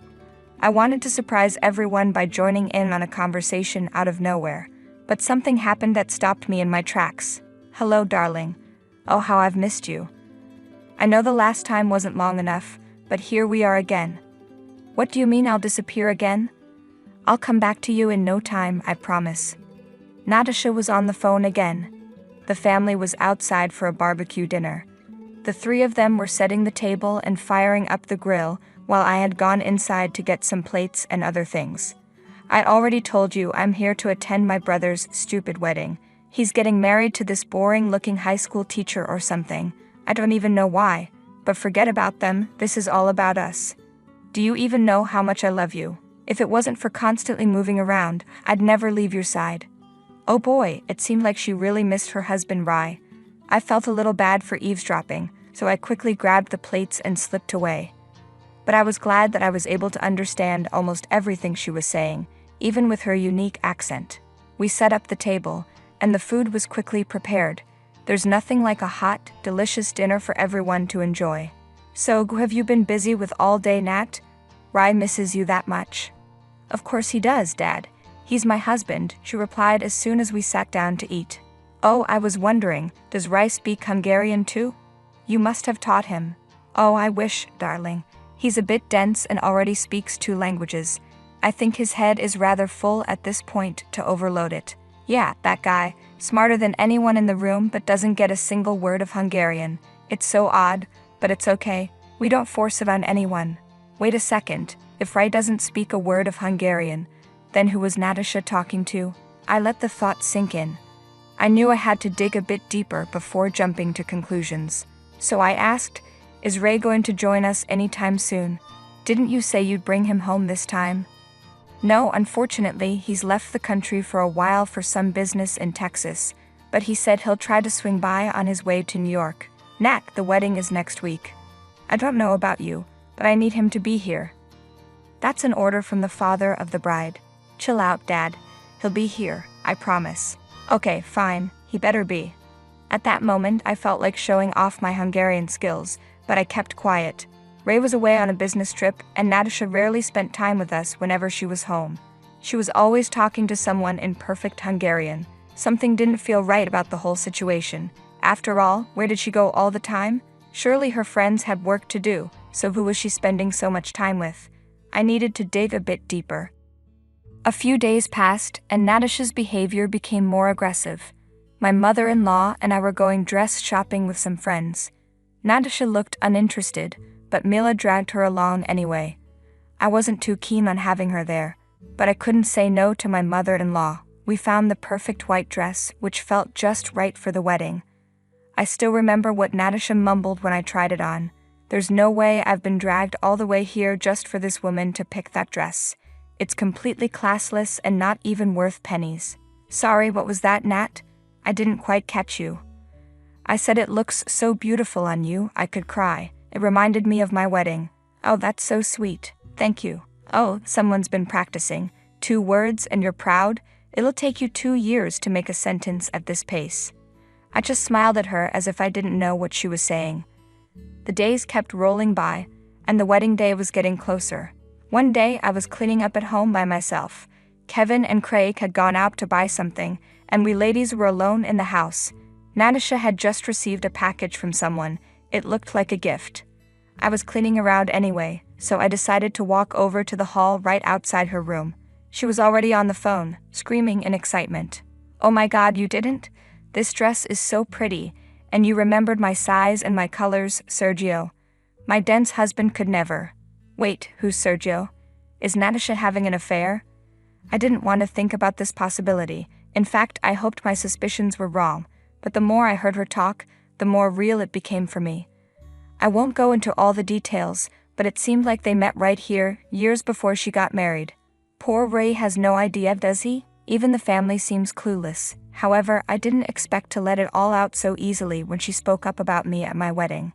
The day arrived and the ceremony gave me butterflies. Craig and I were finally united, but it was the after party that was the highlight of the evening. Natasha had invited her friends over, and some of the family's cousins were there too. Ray had flown in from Texas for the wedding, and he seemed like a great guy, but Natasha barely paid any attention to him. She looked like she had something to drink because she was louder than usual, laughing and giving me bold looks. I couldn't hear what she was saying because this was my moment. I didn't want to pay attention to her, but then it happened. She said something like, "I'm so done with this whole wedding. Honestly, I'm just here to drink and look prettier than the bride. I give this marriage tops a year before my brother gets bored of her, like a dog with a dirty bone. Mark my words." And that was it. Something inside me snapped. When everyone was at the table, I lifted a glass and tapped it with a spoon to make a toast. That's when I let out all the Hungarian I'd practiced for so long. Even Jenna was at the table, and I knew I had to impress her. So, as you all know, I've been practicing my Hungarian for a while now. Today, I can proudly give a speech without stumbling, all thanks to my teacher Jenna. Thank you, Jenna. But today isn't about you or me, it's about Craig and his family. I've loved everyone so much. Mila, Kevin, oh, and my dear Natasha. I thought Natasha was the perfect sister to my Craig, but you know, maybe that's why I was so disappointed in her. Disappointed? Can you speak in English so we all understand, please? Oh, I'm sure Natasha will fill you in, Ray. Anyway, a few weeks have passed now, and I can't keep this in anymore.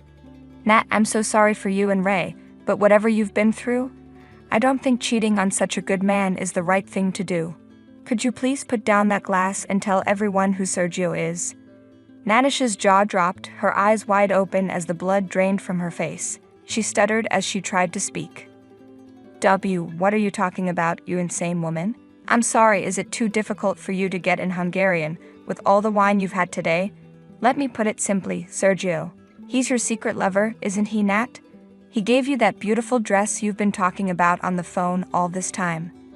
Honey, what is going on right now? Ask your sister. She's the one who's been cheating on Ray for so long. How long exactly, Nat? Care to tell us in either of the two languages? The whole dinner table fell silent. Natasha was getting all sorts of looks from everyone. Ray looked like he was in complete disbelief. It was as if someone had dropped a bomb in the middle of the room. Is this true? Ray asked. Natasha didn't say a word. Tears began rolling down her face as she slammed her glass on the table and ran off. Ray just sat there, shell-shocked by everything. The table was silent for a while until I announced it was time to hit the dance floor. Soon, everyone decided to deal with the awkwardness later and danced a few steps with their partners and dates. Ray and Natasha disappeared from the wedding. A few months later, their divorce came through quite unexpectedly. I never heard from Natasha again, and she never came back home. Mila and Kevin were quite disappointed in her for what she did, and it was awkward between us for a while. But they appreciated that I exposed her sooner rather than later. Either way, that look of sheer fright and anguish on her face was worth it. I don't think she'll ever find a man as good as Ray again. Good riddance to her for sure.